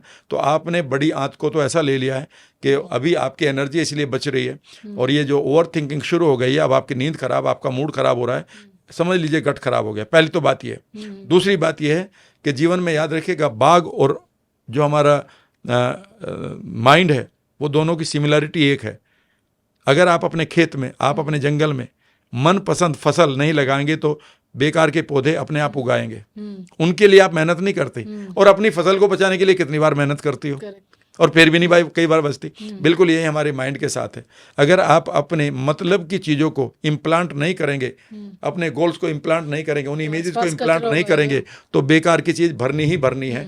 इसमें आपके माइंड की प्रॉब्लम नहीं है, आपकी प्रॉब्लम है, क्योंकि आप जिस जगह पर रोशनी, जहाँ पर आप मोमबत्ती नहीं ले जाएंगे वहाँ अंधेरा होगा। अंधेरे की प्रॉब्लम नहीं है, ये मोमबत्ती ना ले जाने की प्रॉब्लम है। तो जब तक आपके पास अच्छे विचारों का, गोल ओरिएंटेड थॉट्स का, रिलेशनशिप के थॉट्स का, हेल्थ के थॉट्स का, खुशियों के थॉट्स का जमावड़ा नहीं होगा, तब तक बीमारी के थॉट ऑटोमेटिकली आएंगे। ये उसी जंगल की तरह है कि जहाँ पर खरपतवार और झाड़ अपने आप उगेंगे। सर चलते चलते आखिरी सवाल है ये मेरा। आजकल यूथ में स्मोकिंग बहुत कॉमन हो गया है, और वो हमेशा कहते हैं कि यार मैं छोड़ने की सोचता हूँ लेकिन छोड़ नहीं पाता। वो ऐसा क्या अपने ब्रेन को ट्रेन करें कि वो स्मोकिंग छोड़ पाए? बस एक कहानी बता देता हूँ, ट्रेनिंग तो 1 मिनट का काम है। एक कहानी बता देता हूँ। मैं एक किताब पढ़ रहा था, श्वेता। उस किताब में लिखा था, एक पहला पढ़ते पढ़ते अचानक एक जगह आई, उसमें लिखा था कि मैं 38 सालों से सिगरेट पी रहा था अपने दोस्तों के साथ। मैं उसका आदी हो चुका था। कई बार मेरे घर के लोग, कई बार मेरे रिश्तेदार और कई बार मेरे डॉक्टर्स ने मुझे चेतावनी दी कि तुम्हें कैंसर या दमा हो जाएगा, अस्थमा हो जाएगा, बहुत सारी बीमारियां हो जाएंगी, तुम असमय मर जाओगे, इसे छोड़ दो। कई बार मैं विल पावर लगा देता था तो 2 हफ्ते 2 महीने के लिए छूट जाती थी, फिर मैं पीने लगता था। एक दिन ऐसा हुआ कि मैंने सिगरेट को पूरी तरह से छोड़ दिया। कमाल की बात ये रही कि मैंने कोई विल पावर नहीं लगाई, और उससे भी बड़ी बात ये थी कि अगले दिन मुझे इसकी कोई तलब नहीं लगी, जबकि इससे पहले मुझे इसकी तलब यानी कि टेम्पटेशन लगती थी। अगला पैराग्राफ सुनने लायक था, मैं आपको बता रहा हूँ। अगला पैराग्राफ था, हुआ यूँ था कि एक दिन मैं खाना खाने के बाद अपने कमरे में बैठा हुआ था, अपने बिजनेस के पेपर्स देख रहा था कि अचानक उस आदमी ने लिखा कि मेरे 8 साल की बेटी मेरे कमरे में आई, उसने दरवाज़ा खोला, उसने बैग एक तरफ फेंका उसने अपने कपड़े भी चेंज नहीं किए, जबकि उसका पहला काम बैग रख कर कपड़े चेंज करके लंच करना होता था, लेकिन आज नहीं किया। उसने दरवाज़ा खोला, बैग फेंका, और उस समय मैं सिगरेट पी रहा था, उसने मेरी सिगरेट को लिया और दूर फेंका और बोली, आज से आप सिगरेट नहीं पियेंगे डैड।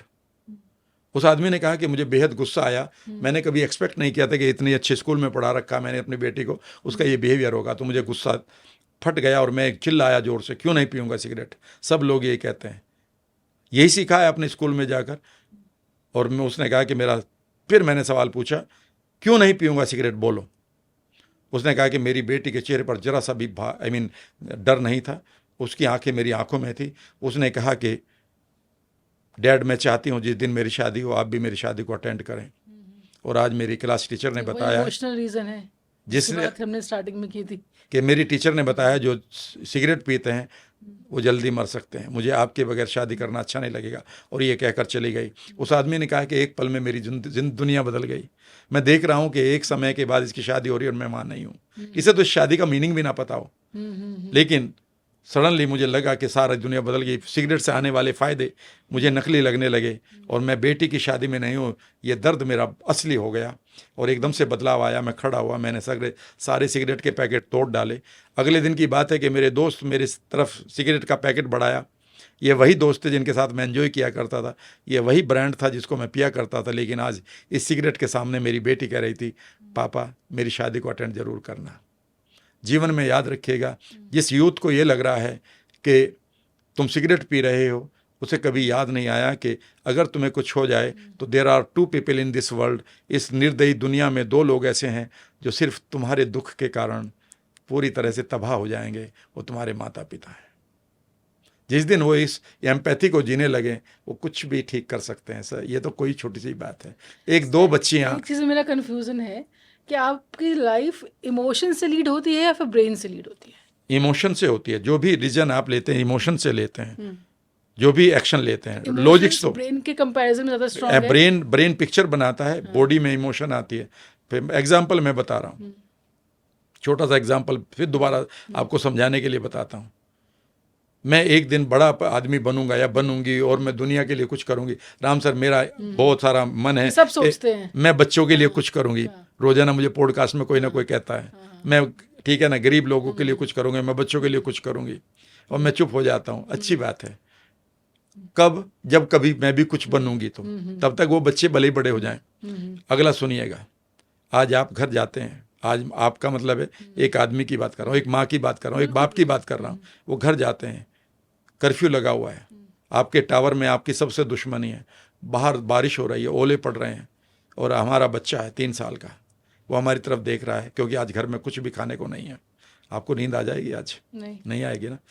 जिससे आपकी दुश्मनी, आप दरवाज़ा तोड़ दोगे, भाई दरवाज़ा खोल, दुश्मनी फिर निभाएंगे, मेरे बच्चे के लिए कुछ दे, और आपको कोई नहीं रोक सकता। समझ गए? पता है बाकी बच्चों के लिए आपने ऐसा क्यों नहीं किया?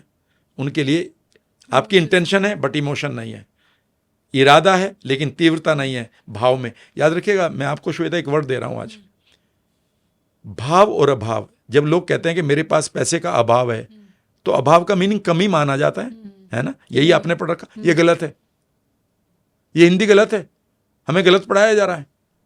अभाव का मतलब कमी नहीं होता, भाव की कमी पूरा लिखो।